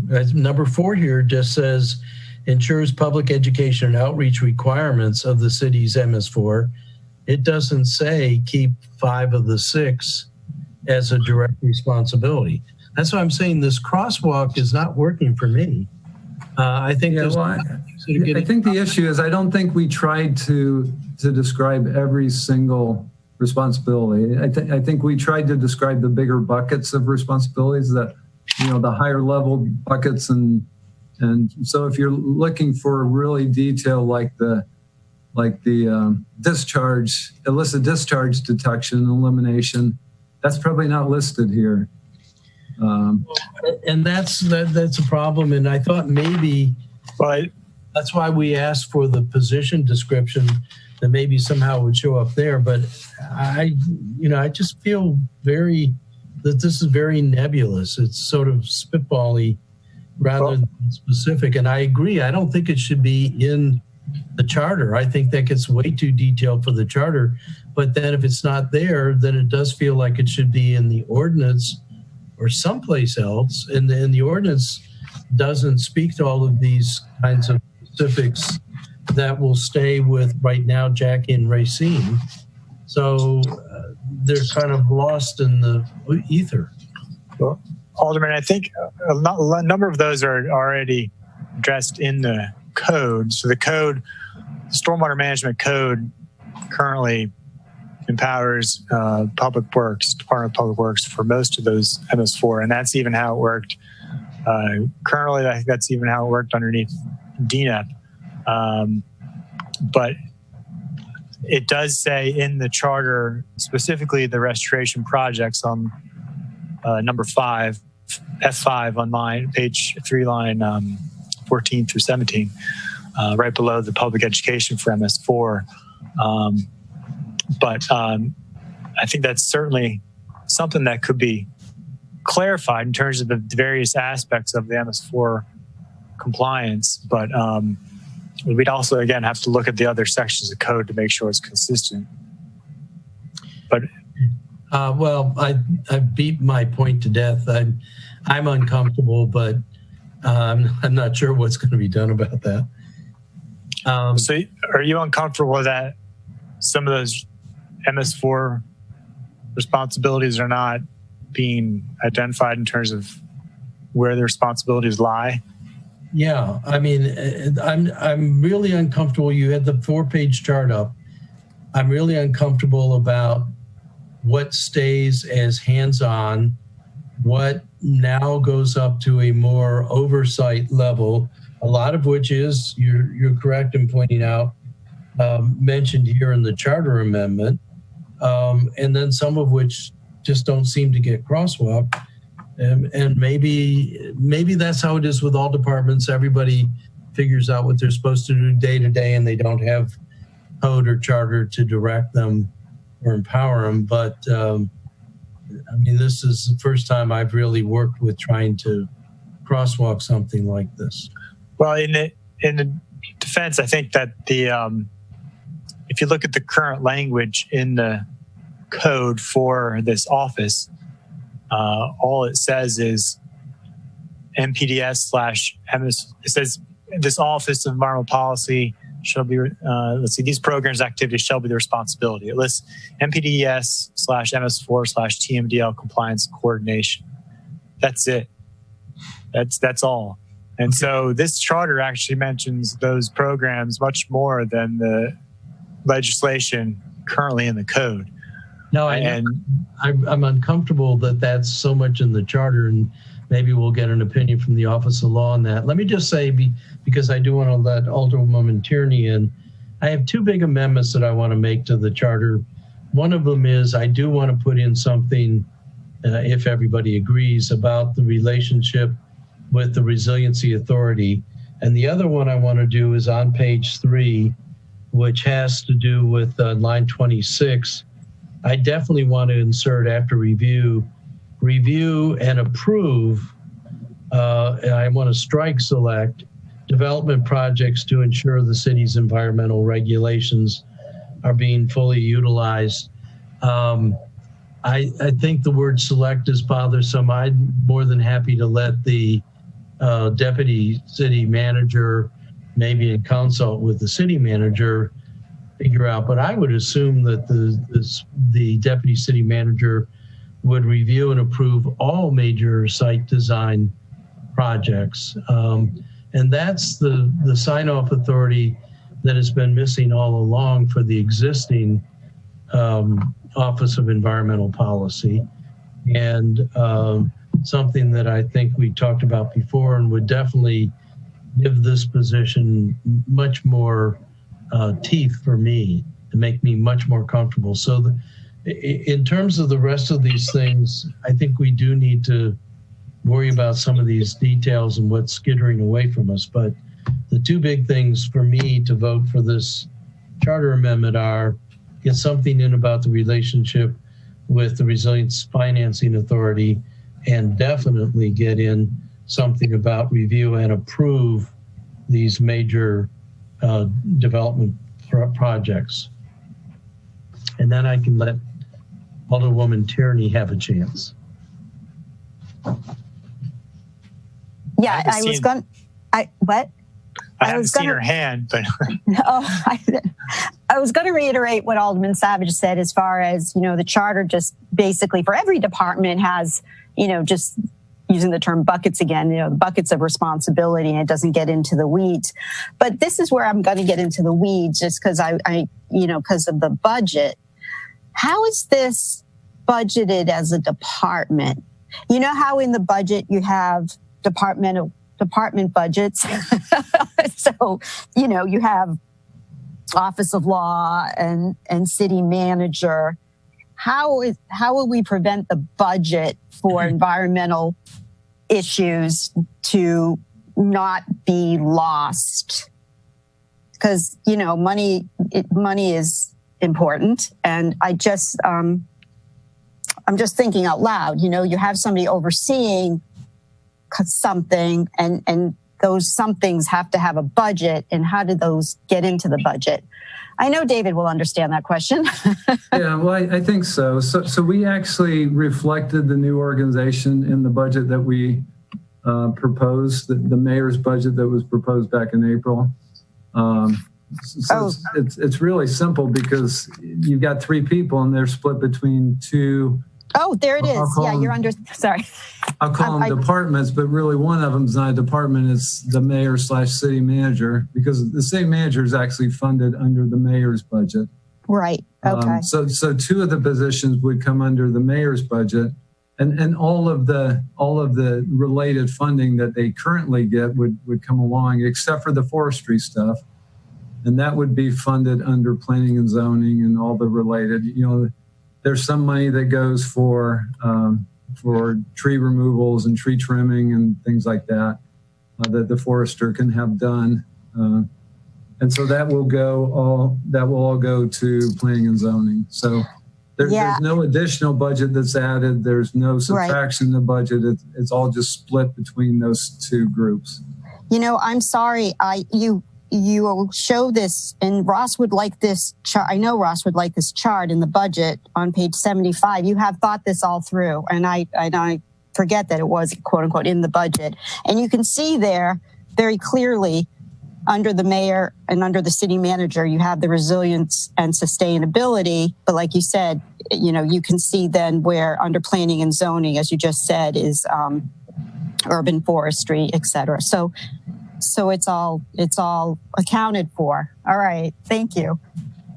So I want to go back to Alderman Arnett's question, because I do share your concern. I think it's important to make sure that the position has the ability to actually have its comments, to have that review authority. And I think maybe I think it implies full authority, because when a department reviews something, it's either approve, deny, or require revisions.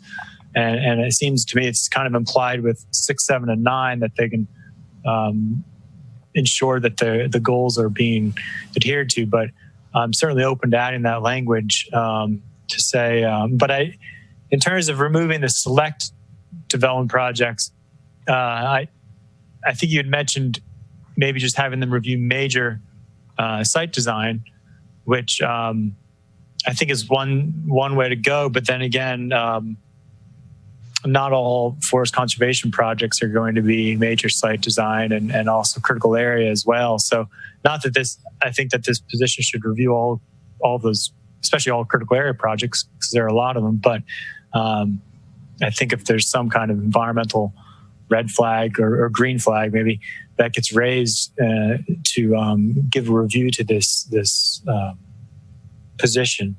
But I don't know if the city manager has any additional information or thoughts about how that the review process would work for this office. I completely agree. I think we scratch the select and we say review and approve development projects. Some of them are really small, but they still have to be reviewed and approved. And if they're small and it's just adding a back porch to a house, then that's easy. That doesn't take. But they need to be reviewed to see if there are environmental concerns. So I think the position should look at all those. Some, 90% of them are going to be really simple and straightforward and move right through. It's those major ones that really need to be looked at more closely. But I'm fine with scratching select and to say review and approve development projects. Okay, is that is Environmental Matters Amendment number 1. Is that a motion? Yes. Okay. What do you think, Second. Alderwoman Tierney? Oh, okay. Can you repeat all those that? Can you repeat favor that of? Oh, you repeat that, Alderman Arnett? I would offer the motion would be on line 26 of page 3. We strike select, and after that add and approve. So it would be review and approve development projects to ensure the city's environmental. So select goes out, but review and approve is added. And approve is added. My only concern is that I wouldn't want to bog down. Granted, these small projects, if this position is just reviewing kind of for these larger environmental sustainability impacts, that's kind of a very focused review, and hopefully wouldn't take that much time. But again, I'd still be kind of wary. And I'm seeing Dr. Nasch light up. I don't know if. Yeah, I'm sorry. I just wanted to get some clarification on. It sounds like you're taking some project approvals away from planning and zoning and giving it to disposition. I just want to clarify that. Is that what your intent is? No. I don't understand how we could both have approval authority for these kinds of projects. It doesn't really work in how we review projects. Yes. Sally, so I think that you need to describe the process, because all the reviewers, they have sort of quasi-approval authority, but what they're really doing is recommending to the planning and zoning director approval. So we would want something similar to that, where it would be necessary that they provide that recommendation for approval, but they don't actually approve. That's the single source planning and zoning. Right. Okay. So yeah, that's the intention, I think, because it would be like something akin to, the fire marshal reviewing for those particular issues. It's underneath the umbrella of planning and zoning, where they still allowed to comment and require revisions and whatnot on projects. Okay, that's fine, but we do offer that opportunity now, and again, raising the concerns about the capacity of that staff. Maybe select would be better. Just because I don't think that 2 positions. Well, maybe you could check with them, but I'm wondering if they would really have the time to be able to review all of those kinds of projects. If you think some of them are kind of minor and it would still take time to review, but it wouldn't really be something that, would have a big environmental concern. I think we leave that to their professional judgment. First of all, I don't think they're going to have the time to get into every single thing. I think they're going to give a general perusal. I would assume they'll use their judgment to say this has some significant environmental issues that we need to make sure are taken care of. We don't say the fire marshal only looks at select fire marshal things, or that the stormwater management only looks at select things. I think that's something that the professionals will decide when they need to weigh in and when they don't. I think City Manager Gerald phrased it just right. But I do agree, Dr. Nasch, that this review and approve, and in fact, I have a note to myself, what happens if the deputy city manager doesn't approve of a project because that person thinks that it is not appropriately addressing the environment? And who adjudicates that? Because now... Well, we would have revisions required until that person is satisfied. All the reviewers have to be satisfied independently from planning, from the director of planning and zoning, that they have met the requirements. But this is very interesting. So we have a deputy city manager, in a sense, falling underneath the purview of the Director of Planning and Zoning. And that's where those dotted lines in the boxes get kind of confusing. But not any more so than some of the other departments that review don't come under planning and zoning. So police do the APF, and that APF is under the overall umbrella of planning and zoning. But the police chief, as we know, does not report to Dr. Nasch. So that's right. We administer it, but we don't really. Yeah. Oh, again, so that might be the benefit, though, to just to go back to the number of projects that they'd be potentially reviewing. It goes back to the use of the select. It kind of leaves that up to the discretion of that position instead of having every single project come forward. Because see, leaving select in to me implies that there's a limit to what they can review. If you take select out, they're the ones that decide when they want to opine because there's an environmental issue. I maybe we're getting into more of the province of the Office of Law and what the meaning of words are, but I think that one of the philosophies that the council has had is that we rely on the professional judgment and expertise of all of the staff. And it would seem to me that we would want somebody in this job, certainly as a deputy city manager, that's capable of making decisions about this is something I don't need to pay attention to versus this is something that has important environmental aspects to it that we need to protect. Well, if the city manager thinks that that's workable with the proposed amendment, then I'd be good with it. I guess I would just call the last sentence of that paragraph to everybody's attention, and that may solve the issue. And it just says such development projects would include large-scale projects as well as those that may impact sensitive natural resources. Yeah. I mean, that's what we really want is just that subset of projects. And I don't know if that's 50% or 30% or what it might be, but those are the ones that need to be reviewed. Okay. All right. So there's a motion on the floor. Any other discussion? All right, hearing none. I guess all those in favor of the first proposed Environmental Matters Committee, amendment number one, please say aye. Aye. Aye.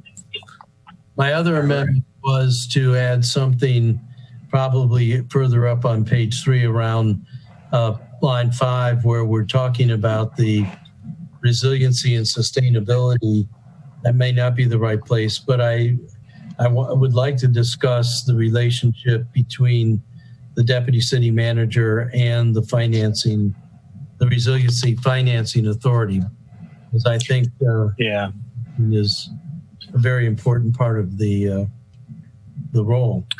Yeah, and Alderman, to that point, I did have an idea. It was on my list of possible amendments, which would be page 3, line 45. And maybe this addresses your concern. It says staff, this position would staff the city's Environmental Matters Committee, Environmental Commission, and Waterways Cabinet. We could put a comma after Environmental Commission to say Resiliency Authority. So I'd like to see what the city manager thinks of that, because when we talked about it before, I thought you were more interested in keeping that in the finance department for. Yeah, I mean, we're just not sure what the Resilience Finance Authority is going to look like yet. We haven't started meeting with the county to even develop a notional structure for that. So I'd hate to put that in the legislation if it turns out to be a much different animal than we're talking about. I think the focus of that group is going to be how do we raise funds for the county's projects. It's not going to be what are the highest priority projects, because those need to come from the county and the city. And so that's what I envision this position doing, is feeding that type of information. And certainly they would be interfacing and participating But I don't think we want them to be the staff to that yet, because we need to see how that's going to shake out. And that maybe should be the finance director, or maybe it should be the city manager. I'm not sure yet, but we need to figure out how what that organization is going to look like. I saw I saw Alderwoman Tierney's hand up. Yeah, I was just going to say, I think that might, it's similar to the enabling legislation or referring to the enabling legislation that the state did. It is just enabling legislation. It is up to us to create that authority. And I still think that's a work in progress. So I don't know if I would suggest muddying up this ordinance or charter right now with trying to grasp all that. I don't even know how to even speak to it.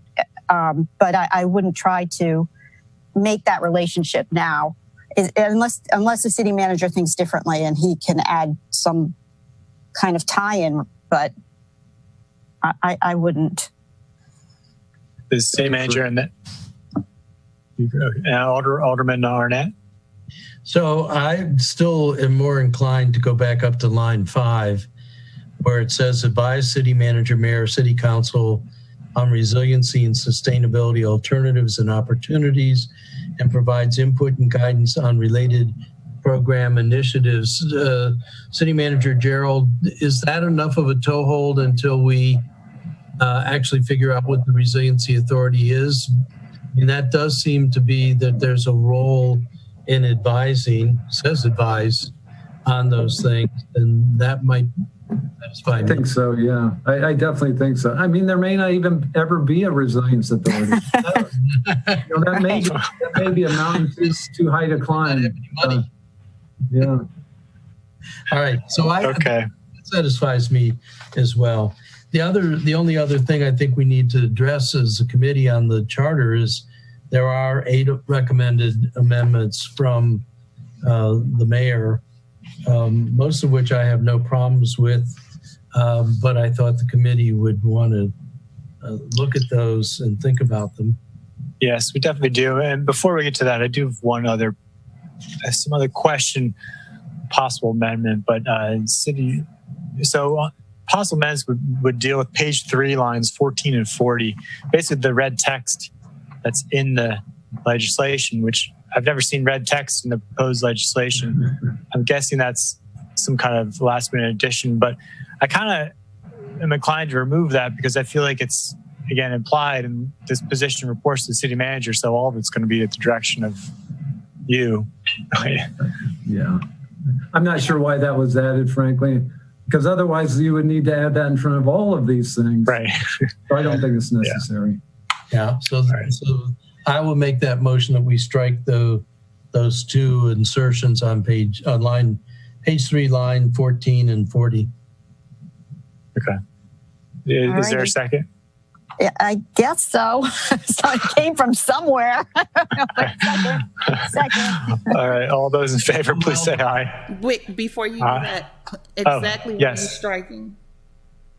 Sorry, Ms. Green. What are you striking exactly? So page 3, lines 14 and 40, strike, quote, at the direction of the city manager, period.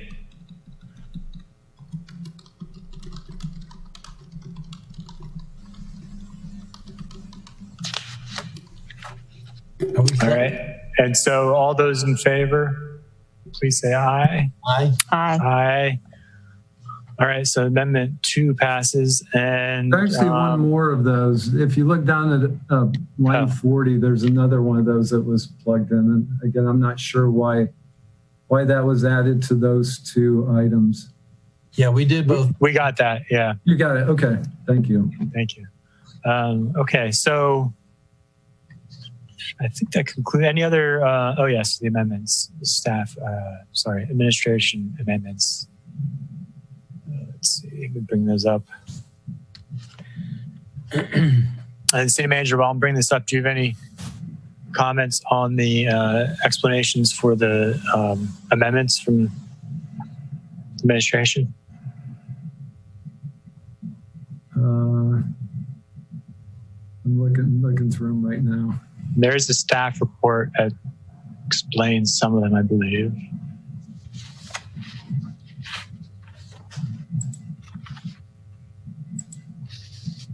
I think they're pretty straightforward. And maybe they came from the law office. I wrote them into my copy of the charter amendment, and they made sense to me as soon as I realized we weren't striking goals on line 28 of page 3. We were adding something after it. Yeah, right. Yeah, I don't have any concerns about this. Any other questions or comments, concerns about this from the committee? Should we offer committee support to the amendments? Yeah. Yeah. Well. Yeah. Make a motion that the committee recommends or supports the 8 amendments offered by Mayor Buckley. I second. All those in favor, please say aye. Aye. All those opposed? Make a motion that the committee recommend favorably to the City Council the charter amendment with the amendments proposed by us and the mayor. Second. All those in favor, please signify by saying aye. Aye. Aye. All those opposed? All right. Recommendation passes. And thank you. And so moving on to the ordinance. And let's see. So City Manager, do you have any introduction you want to give to this ordinance besides what you've already given? I don't think so. I tried to kind of cover both of them at the beginning. So. Oh, I do have one thing we might be able to get out of the way early regarding this. I think it's so. I'm looking up the page number here.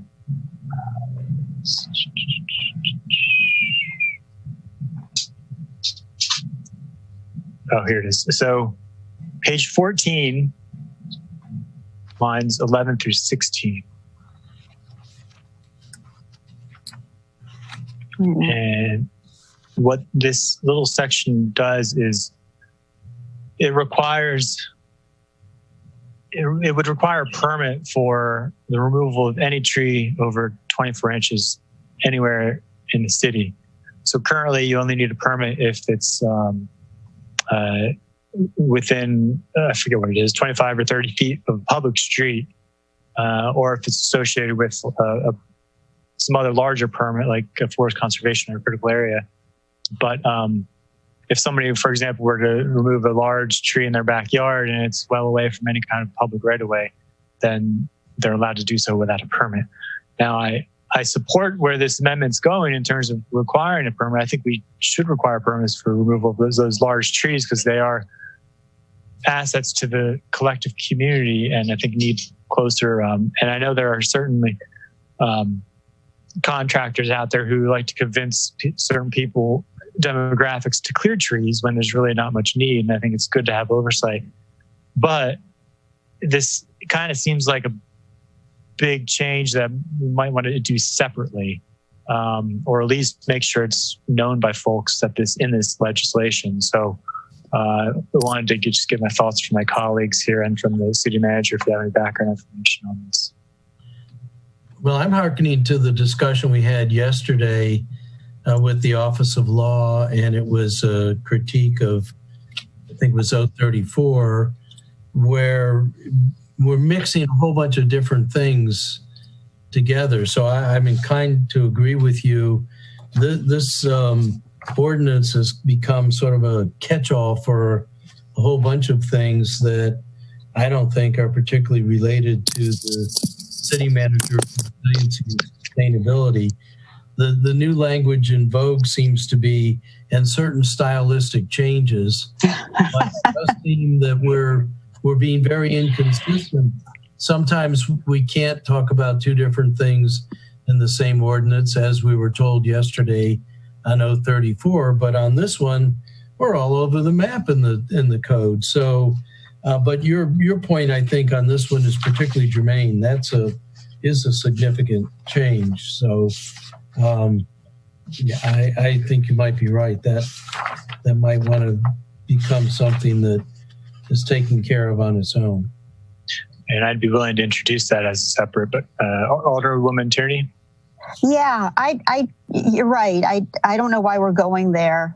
Oh, wait, there's a rationale. The environmentalist position will move. Okay, yeah, that's fine, but let's not try to redefine a position other than, no, yeah, let's not go there in this. I agree with you. I don't know how to pull it out. It's my light again. Well, City Manager, do you have any concern with us removing this? I mean, like I said, I'd love to do separate legislation accomplishing this. It has been something I've been wanting to do, but I just don't want to group too much into this and risk I think that would be better. I'm not sure if the assistant city attorney is still there. It looks like his chair is empty right now, but it'd be interesting to hear from him on, the two issue, because this is much different than the rest of the legislation, clearly. Yeah, it looks like Brian got his hand on it or something. I think the virus got him. He wasn't wearing his mask, and I think the virus. I do have, if we're want to wait till Joelle gets back, I did have a question on page 6 and 7, and it may be fine, but I just wanted to check. On line 11 on page 6, we're doing a review of some things triannually, and then on page 7, down on line 29, or 28, we're doing things, and I know there are two different groups, but we're doing it biannually, every 2 years. Should we be doing these things sort of consistent with each other? You're reading my mind. I had the same question. I'd rather see things done annually just for simplicity on staff's end, but okay. Any other thoughts on that? I see Alderwoman Tierney shaking her head, nodding her head.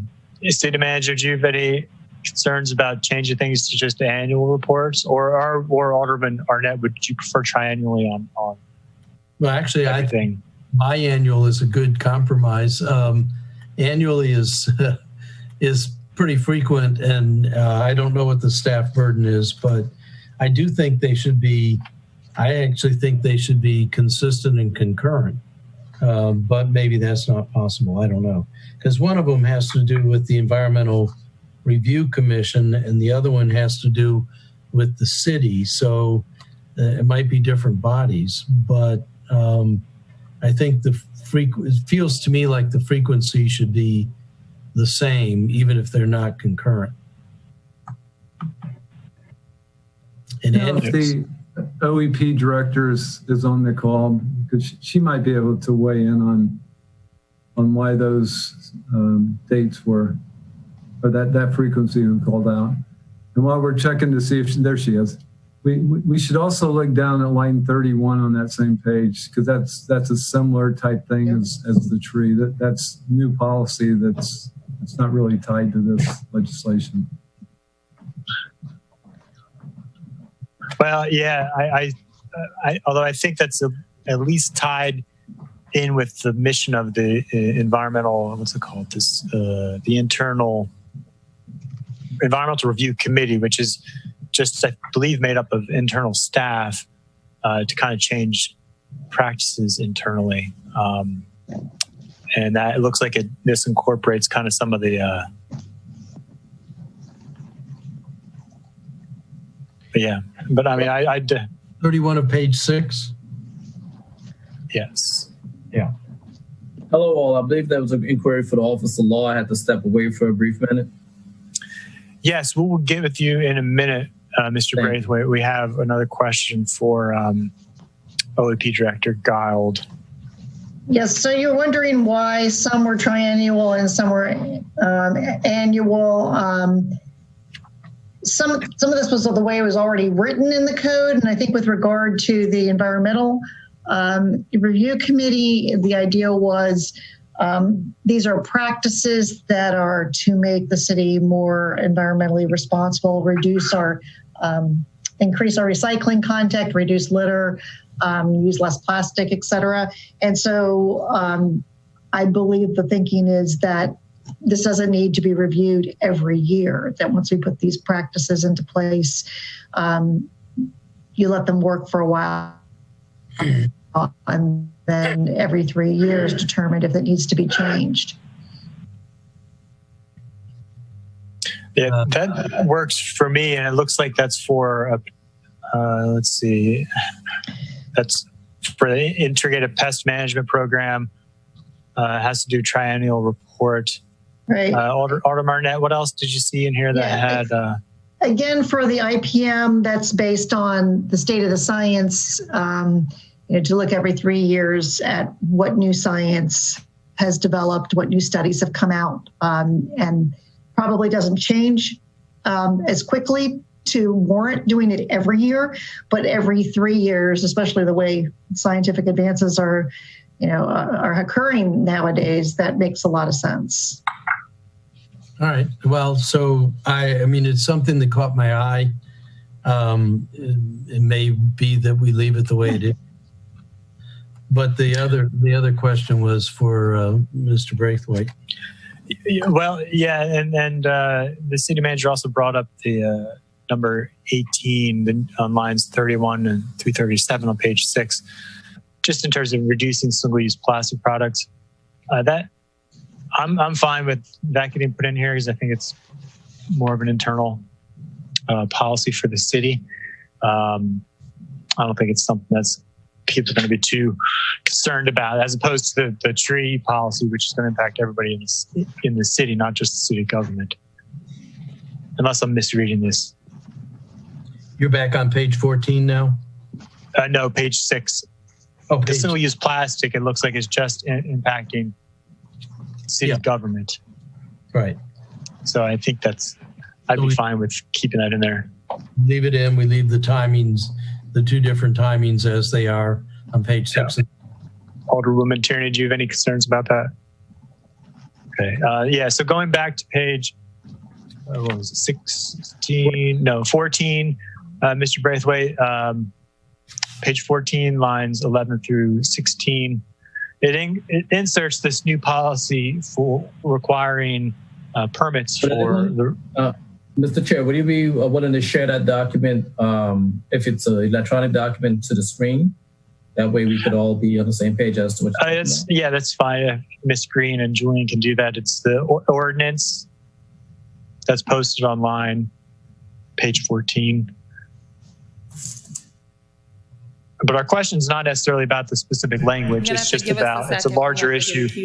Question for you, Mr. Braithwaite, in terms of this creates a brand new policy requiring any tree over 24 inches to require a permit anywhere in the city. Currently, you only need to get a permit if it's within a certain amount of feet within a public right-of-way, such as a street.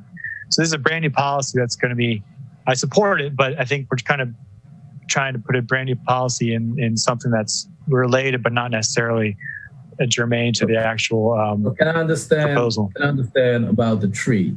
If the tree is taller than 24 inches, you mean as installed or when it eventually grows, or well, again, it's part of the property? But again, the specifics are not relevant. Our concern is just about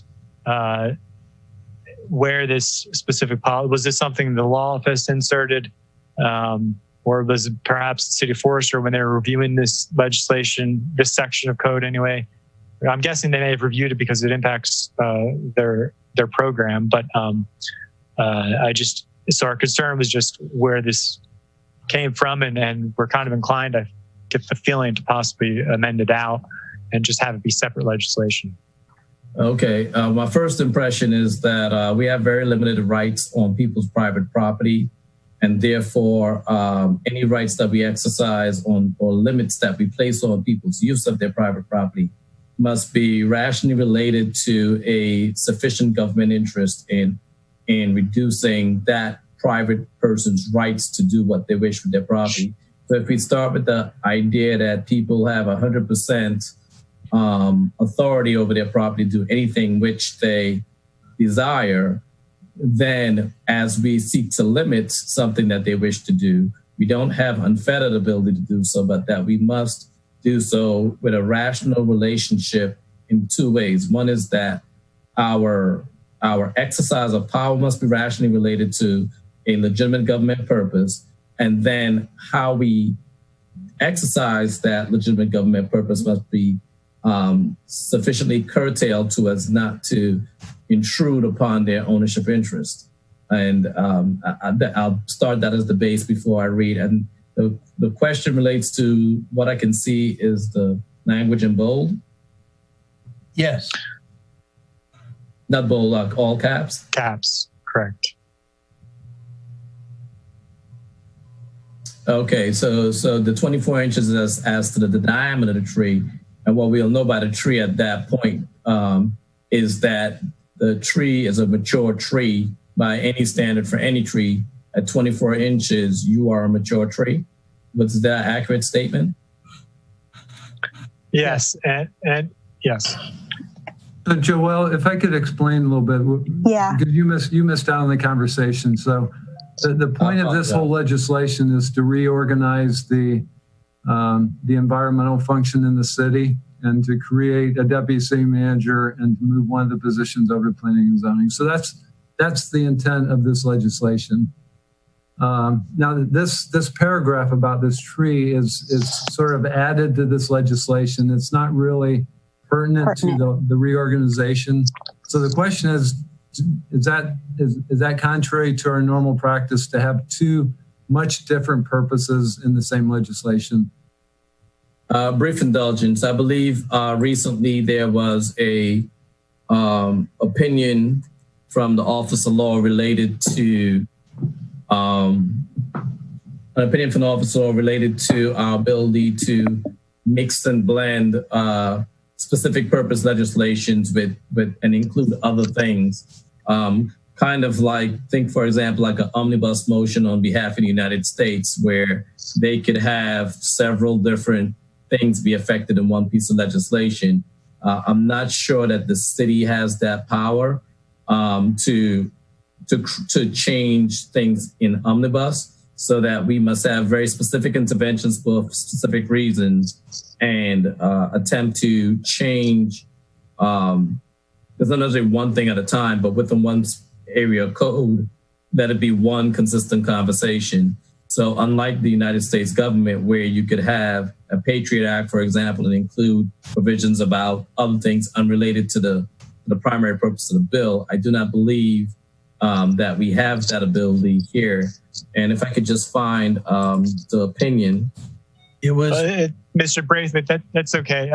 Julian, can you remove this from the screen, please? I think we have enough information to act on. I do thank you for your opinion, because I'm inclined, even if it's just for efficiency, to remove this, because again, I support it, but I just think it muddies the water with our colleagues and also the public. So we can I would make that motion that we strike this language on page 14, lines 11 through 15, and recommend that a separate piece of legislation be used. And Mr. Braithwaite, just for your reminding, that was an opinion from Ashley Leonard regarding Ordinance 034-19, which we had some peppery discussion about. Was that yesterday? I can't remember. It was yesterday. Yeah, right. So you're correct. That's the Office of Law has advised us to try to keep a consistent thought in the legislation. And as it was explained by the city attorney yesterday, that's to avoid things sort of being rolled up in a different thing and sort of, in effect, snuck through. So I think that the chair is correctly pointing out this is going to be a controversial issue and would be kind of snuck through. So in keeping with that advice from the Office of Law, I think we should take this out. Ms. Green, so you see your hand up. Originally, you guys were speaking about lines 11 through 16. Alderman Arnett's amendment just said strike lines 11 through 15. Can you clarify? Sorry, I meant 16. Okay. Yeah, I missed. Thank you. Is there a second to that motion? Yeah. Yeah. Okay. That got complicated. I know. All Yeah. those in favor, please say aye. Aye. Aye. And I would like to request, Mr. Braithwaite, that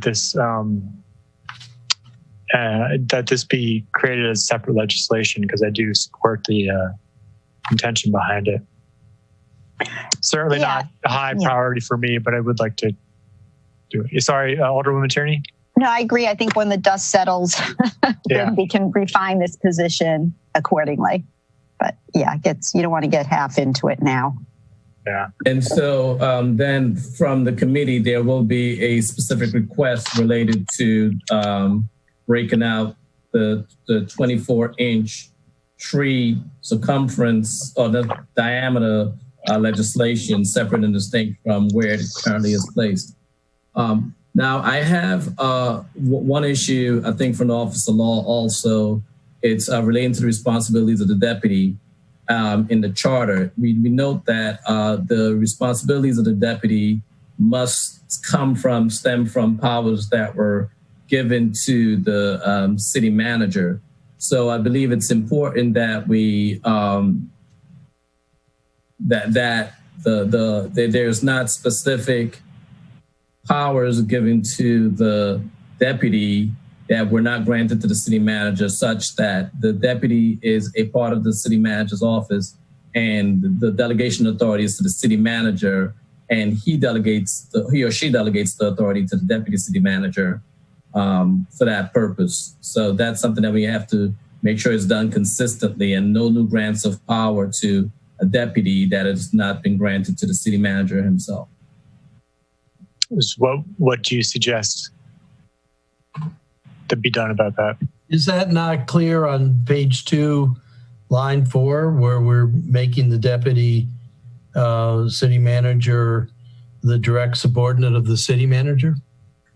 So the subordination is the first part of the delegation of authority from the city manager. In the first instance, the city manager must possess the power, and before the deputy city manager can't possess the power. So what I'm saying is that any authority, there can be no new authority created in the deputy that does not currently exist in the city manager.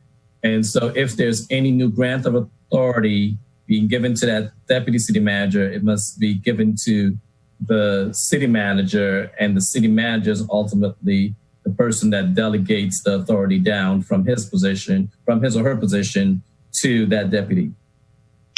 So are you saying that? So what are you getting at? What are you saying needs to change? Brief and. Pardon? Let me make a stab at what we're trying to say, if I understand it right. So if we go back to the charter amendment, sorry about that. But if we go back to the charter amendment, page 2, line 39, and this is the section where some of them had at the direction of the city manager and some of them didn't. Maybe we add in line F, or paragraph F, at the direction of the city manager, the deputy city manager shall have the following additional powers and duties. Does that take care of it, Joelle? Did you follow that, or you don't have those documents probably? But it makes sense to me. I don't have a problem. Yeah, I'm looking at it now. That makes perfect sense. So in that line 39, just start the new language in front of that sentence. Okay. Well, we will have to reconsider our vote after they conclude our vote on the ordinance, because that deals with previous legislation we'd already closed on. So, but we'll keep that. How about we take that up right after the ordinance? We'll go back. So going back to the ordinance, there are some amendments that are already offered by the mayor, which I find are fine. So once again, I would move that the Environmental Matters Committee support the 5 amendments from the mayor. Okay. I'm sorry. Sorry, what was that? Did I hear a voice? Oh, it was me mumbling, saying he was a little ahead of me. But yeah, they look like they're okay. The 5 amendments. Okay, I'm sorry. I lost my train of thought here. Did we have the vote on the removing the 24-inch tree? The screen? You know what? I don't think we did. Okay. Aye. Motion.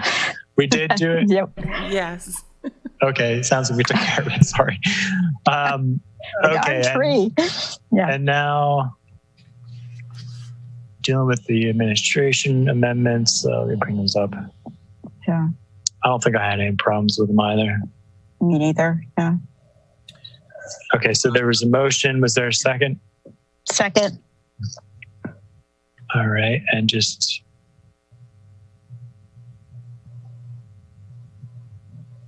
okay. All those in favor of recommending the administration amendments 1 through 5, please say aye. Aye. Aye. Aye. All those opposed? All right, so motion passes.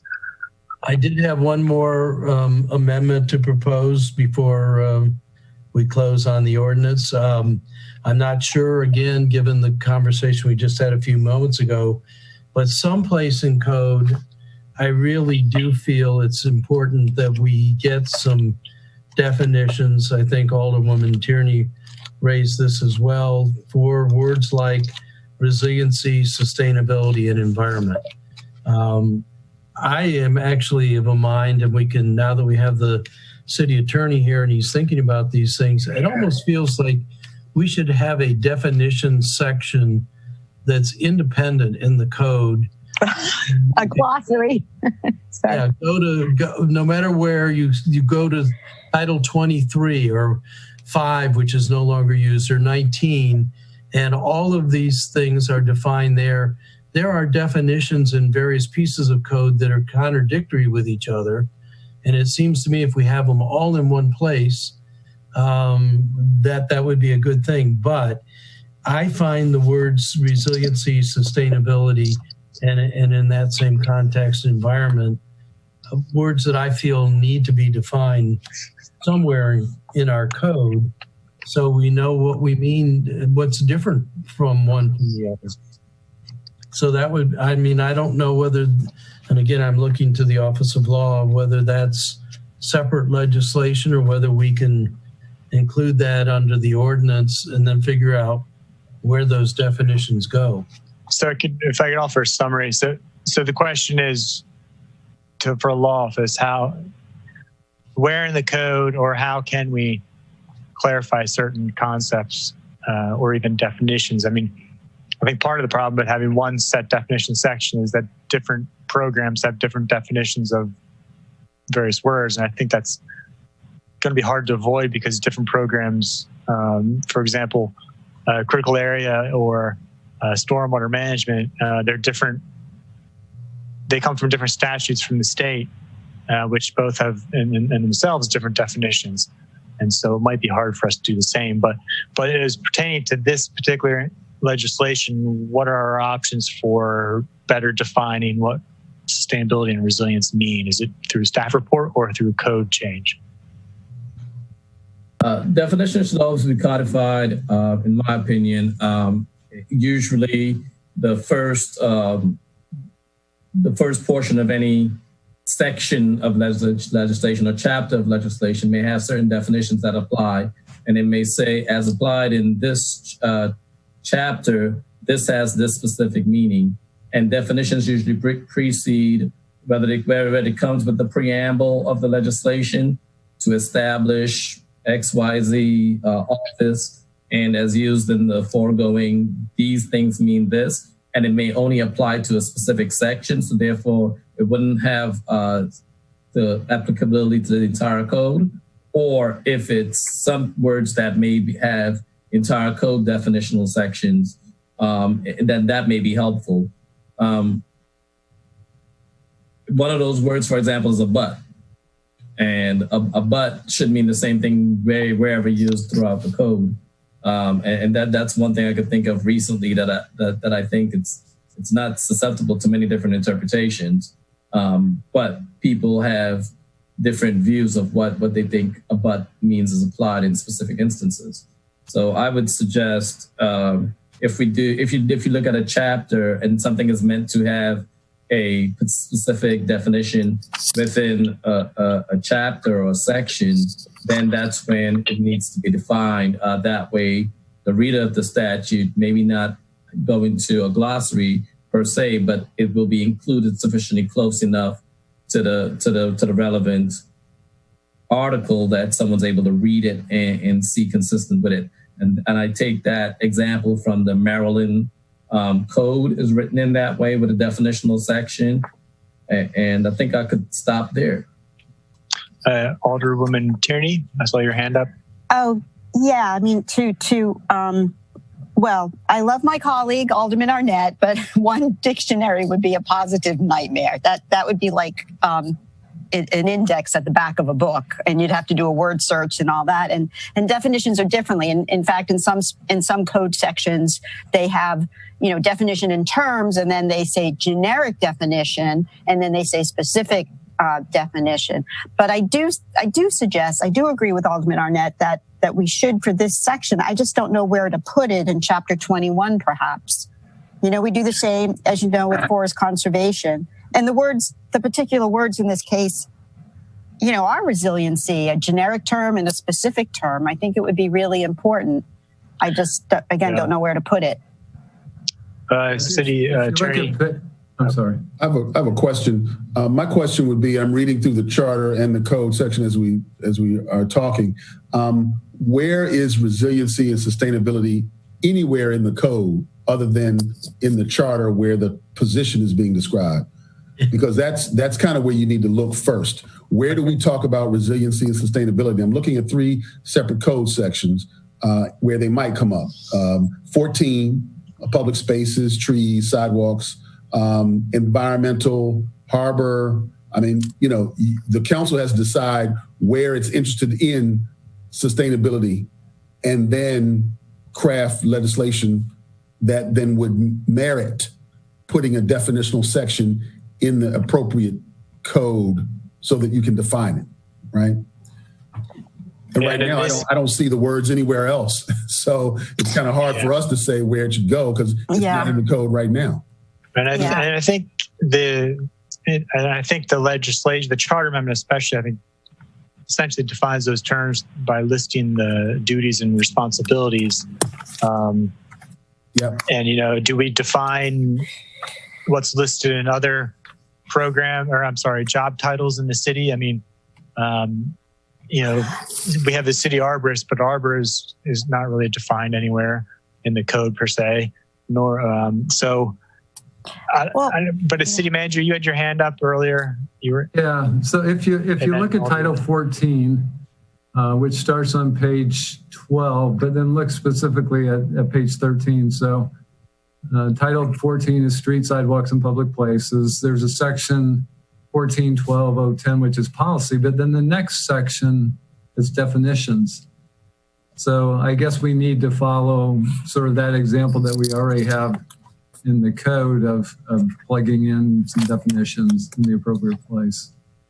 Well, the only thing with that is that's for that section 14, that's only for as used in this chapter. So since this is used in the charter, but granted, I think there are a lot of terms going back to the charter amendment that are used that are not even defined. I mean, we've got climate change not defined, environmental quality not defined. So, I mean, we could end up going down a rabbit hole. And I think maybe the best way to do this is simply through a staff report or maybe even some kind of preamble in the legislation as opposed to. But we have. No, I resist that. Alderman Arnett. Staff report is not an enduring document. I would really like to know. I wonder if anybody can tell me right now, what is the definition of resiliency and what is the definition of sustainability? I mean, I don't know. Well, Alderwoman Tierney and then City Attorney. Well, that's a perfect example of a generic definition, because if you look up resiliency in the dictionary, it would be, the ability to, stretch and move and go or whatever, not in the sense of where we have this application. So I think it is necessary, but if it's charter specific, I don't know. I think I agree with Alderman Arnett. It might get lost in the staff report. If you asked every alderman what the definition of resiliency was, you'd get a different definition. I mean, I think you would. Yeah. And the same for sustainability. But I think you even get that for environment. So even if this was just called environment and resilience. So, but City Attorney Lyles, you had your hand up. Yes, I see, for instance, the responsibilities of the Director of Planning and Zoning is also in section 14.12.050, which is part of your code draft here. And I know the responsibilities exist in other parts of the code, so we may be looking at that we have to define those activities, city activities, where the director definition or the city manager definition would be at play, and then insert it in the definitional section. Mr. Chair? Insert into the definitional section of what part of the code, though? Which part of the code do you think makes most sense? Because you've got several areas where resilience and sustainability may be affected. We could use one definition for all sections pretty easily, and we could figure that out, but I don't think we can figure it out today on this particular meeting, but we could definitely figure it out for you. Well, yeah, I mean, but I guess the problem is, again, with that chapter 14, even the part about plan and zoning, it refers to just that particular chapter. Right, that is a way to do it, by segregating out and making resiliency and sustainability a part of the sections of the code that you think it should apply. Well, the other complicating factor, I suppose, is, I mean, the city has already, back in 2007 or 8, adopted a sustainability plan, a community action plan that did define sustainability. Oh. So that's a plan that has already been adopted. I don't know if we could use that, because I just don't see an easy way. If this is something we're defining, a position that's created in the charter, it seems like you'd have to put a definition in there, but that's not done for anything else. So it seems like the best recourse at this point would be the resolution that was already adopted back maybe 10 years ago or more. Will we? That's not in Alderman Arnett. Resolutions do not go in the code. And I do notice in the charter, Title 10, we do have a section for definitions. Right now, sustainability and resiliency are only mentioned in the charter by creating this deputy position. However, unfortunately, if you go to the charter and look at Article 10, it's been repealed. So we don't have definitions in Article 10? That's still in the charter. I'm looking at it in my book right now. I'm sorry. Repealed by Charter Amendment 598. In 1998, the council did a whole bunch of repealing of a bunch of things. 88 and 98 was... Well, Article 10 is the Annapolis Revenue Authority.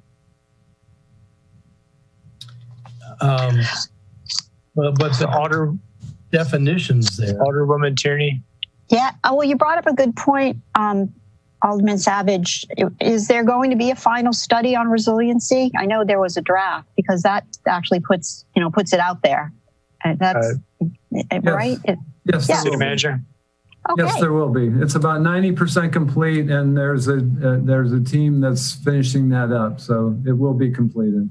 Okay. Well, that puts it out there. I mean, that's what it is. So I don't know how to tie to that, though. That might be that actually brings up an idea, Alderwoman Tierney. Maybe, is it appropriate? It might not be appropriate for the charter, but to reference an adopted plan, to say, for example, I don't know, this position will be implementing the policies identified and adopted by the council in whatever the community action plan, the sustainability plan as adopted on yada, yada date. I don't know if that's appropriate but maybe that's, or you could say the same thing about the resiliency plan if that's adopted, I suppose. But again, I don't know if that's appropriate to do in the charter. I just don't see an easy way to do this because I think the city attorney said it right in that we probably need to do this, but we're probably not going to be able to do it today. So I still would like to see the definition of these terms, which I think are going to become very important to our future. And particularly if we get a resiliency of financing authority, we're absolutely going to have a definition then. But perhaps now is not the time. Maybe we wrap up with a motion to approve ordinance 20-20 with amendments and recommend approval to the council. Is that a motion? Yes, it is. Oh, it is. I second. Okay. Any discussion about that? All right. So all those in favor of recommending favorably as amended, please say aye. Aye. Aye. And to the city attorney's office, I guess, can you provide us any guidance on this for the future? Yeah. This is going to be most likely going to be on the agenda for the next council meeting. Yes, and I would say, as I'm looking at the charter amendment, it seems that the duties are described, and although resilience and sustainability aren't individually defined, that's probably an easy amendment. In addition, give you an example, the health officer in section 10 also is defined. This is the health officer, right? So we may do something like that in this charter amendment to amend it to just add those definitions of resiliency and sustainability. I think that would be easiest to do. Okay. Great. And I see Ms. Green has made an appearance. Yeah. It won't be on next council's agenda because you guys passed 05, so it won't be until September. Yeah, next council is the fun one. It's yeah. Well, it's a 90-day rule, and the amendment, we can still amend the agenda if we to add this on. Rules hasn't finished its deliberations on this yet. Right. So it's got a little ways to go, but I think we're making progress. We're getting closer, at least. Yeah. Yeah. Do we need to go back to the charter now to make that correct? Yes. So I guess we need to reopen that. So I guess we need a motion to reconsider. Yeah. Motion. Go ahead. Okay. So I think I heard a motion from Alderman Arnett. Yeah. Is there I'll a second? that. Yeah. Okay.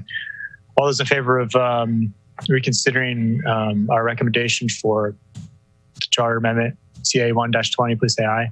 Aye. Aye. Okay. So, all right. So this is on page 2, line 39.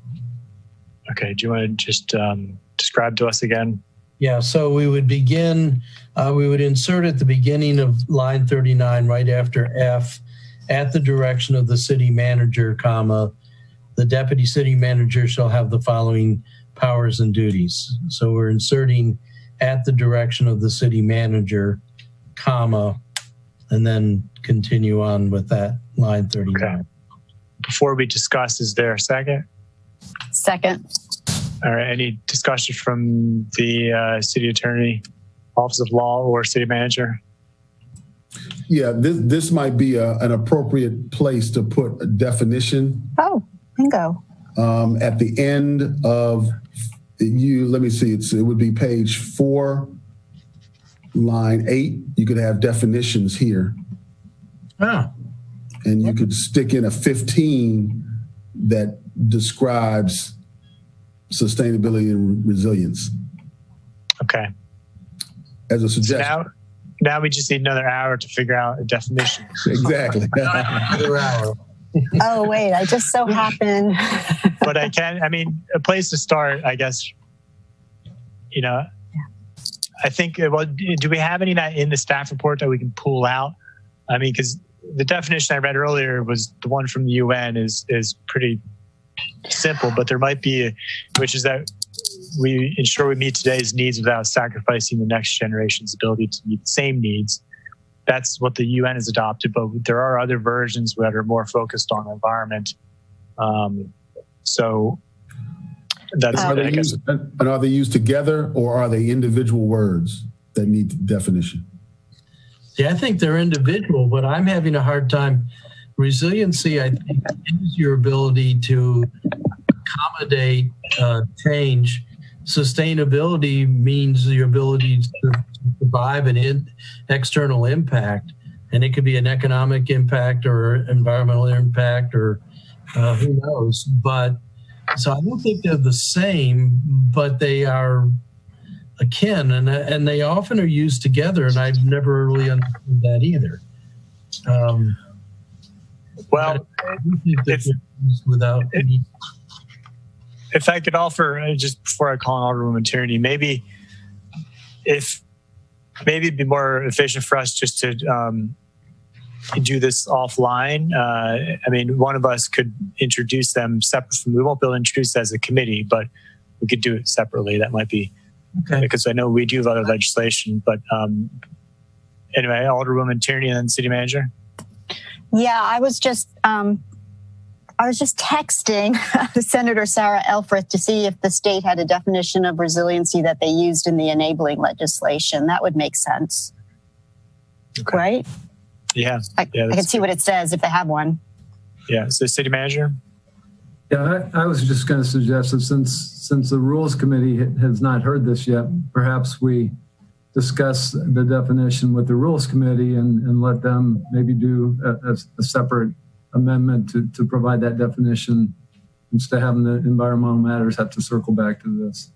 Yeah, I think that's fine. Assuming we can get to that after the ADU conversation at the next meeting. Alderman Arnett? Yeah, so, and in fact, I'm really wondering whether we need both. That's part of my angst here is if they mean different things, then we need both.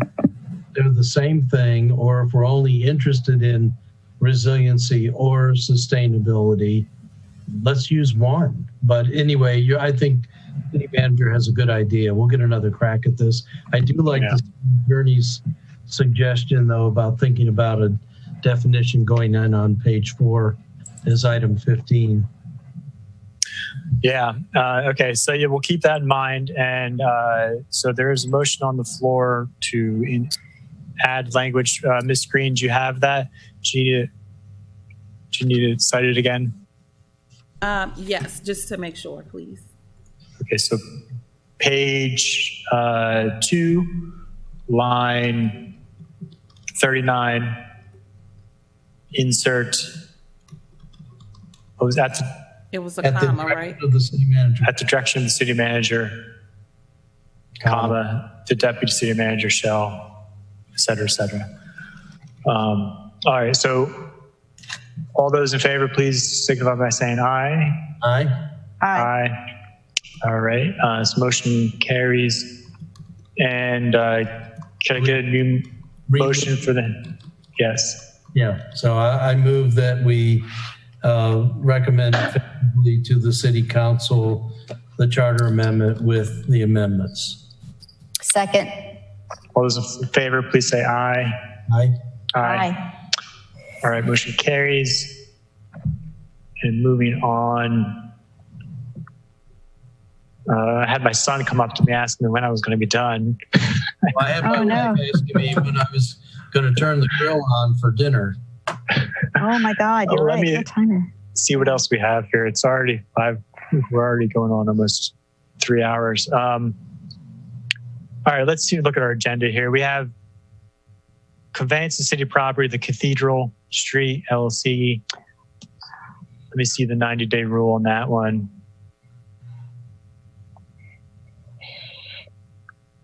You guys got the picture of that from me, right? When we talk about that? Yeah. The Cathedral Street thing. I don't see the 90-day rule listed on this. I thought it was listed on legislation. Okay, anyway, we have that legislation to deal with. We have payment for city services. We could probably get that out of the way quick. And then we have annual statement for performance standards, which might take a little bit of time. Yeah. All right. So is there any rush, city manager or law office or anyone else? Is there a rush on any of this legislation? I think we can knock out the payment for city services, but anything else? Like the performance standard or the Cathedral Street that we should need to deal with? I think the payment of city services is the most pressing. Okay. Ms. Green, I saw your hand. Oh, I was just going to say that 022 was adopted May 26th, and so was 023. We've already met. 022? Yeah, so they're on first reader, I mean. So the 90-day starts from there. That's the only thing I was saying. Sorry, 90 days starts when? May 26th. Okay. So we're probably about there then. No, you're not. So it'll be back not till August. In September, right? It's August. Okay. So are we going to 23-20?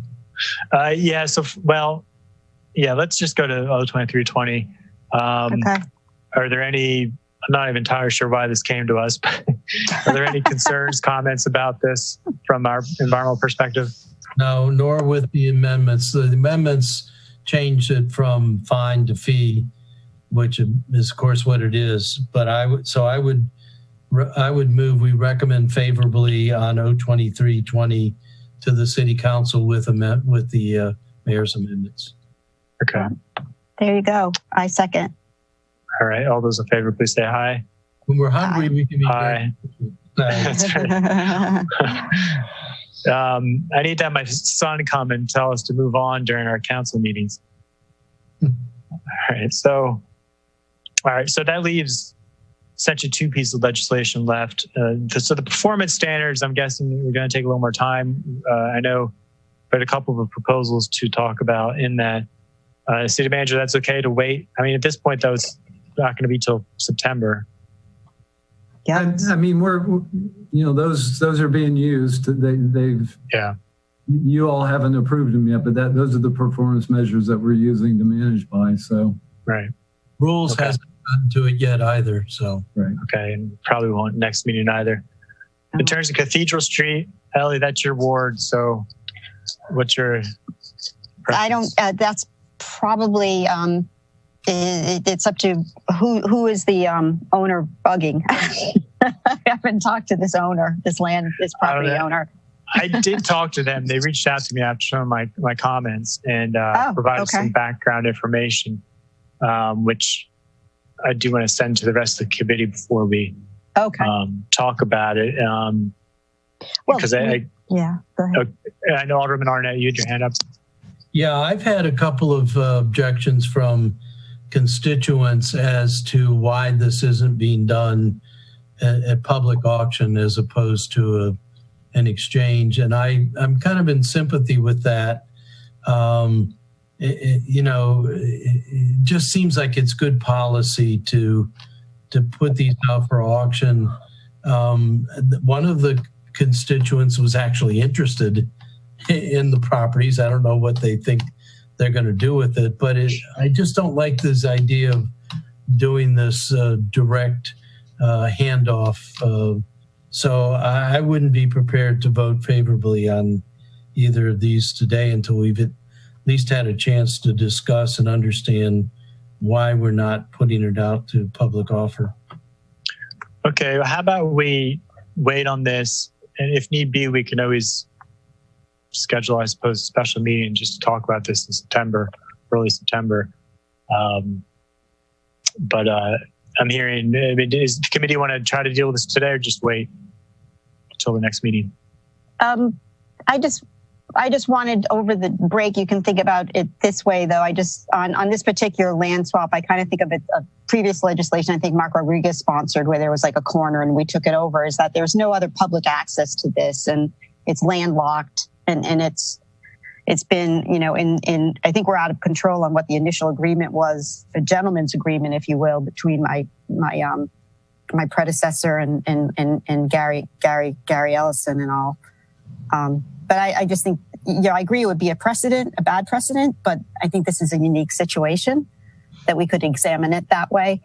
It does offer us some revenue because we will pick up a couple of parking spaces at the lock and lot.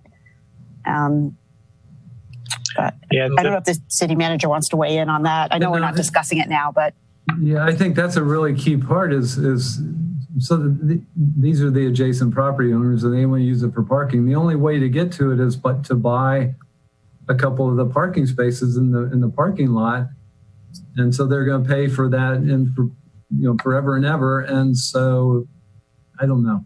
I don't know why anybody else would have any interest in this other than this adjacent property owner, because you can't get to it.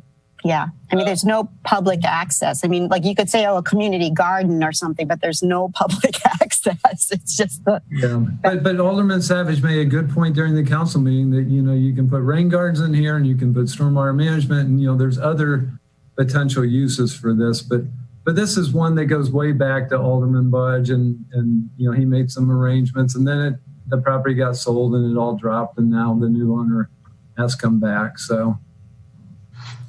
Okay, well, maybe next time we can bring some aerials and because like you said, City Manager, I am concerned about the additional impervious surface. I'm always, hesitant about that. Alderman Arnett? Well, if we're going to postpone, but I would say that one of the two people looking at this is a lawyer and they're saying from law, there's always public access. So this is going to get complicated because there are two people that are constituents of mine that are nosing around on this. So I would prefer to defer. Okay. We'll pick it up again.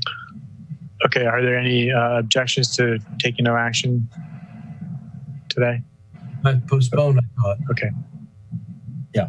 We'll postpone. Do we need a motion to postpone? We postpone. Okay. So I think Alderman Arnett has made the motion. Okay, I second. All those in favor of postponing action, please say aye. Aye. Aye. Same thing with our 1720. I move we postpone. Same thing. Yeah. Okay. All those in favor. Okay. Yeah. Aye. Aye. Motion carries, and that is it. I think. Let's see. Do we need a motion to postpone R1720? We just did. You just did. You missed. Oh, is that the one you did? Well, there were two for the 022. 022 we need one for. Okay. 02220. So move. Second. All those in favor of postponing 02220, please say aye. Aye. All right. And I want to say, yay, team. I think we made great progress on charter amendment and the ordinance. I think we're headed home on that. Yeah, thank you both, and thank everybody. It was good to take a deep dive on that. And I know some of the organizational questions might come up. Well, I'm sure will come up again in rules. All right. Anything else for the good of the order? I guess no. We don't have anybody from the Environmental Commission today. But okay. Is there a second? Second. All those in favor of adjourning, please say aye. Aye. Aye. Aye. Good night. All right.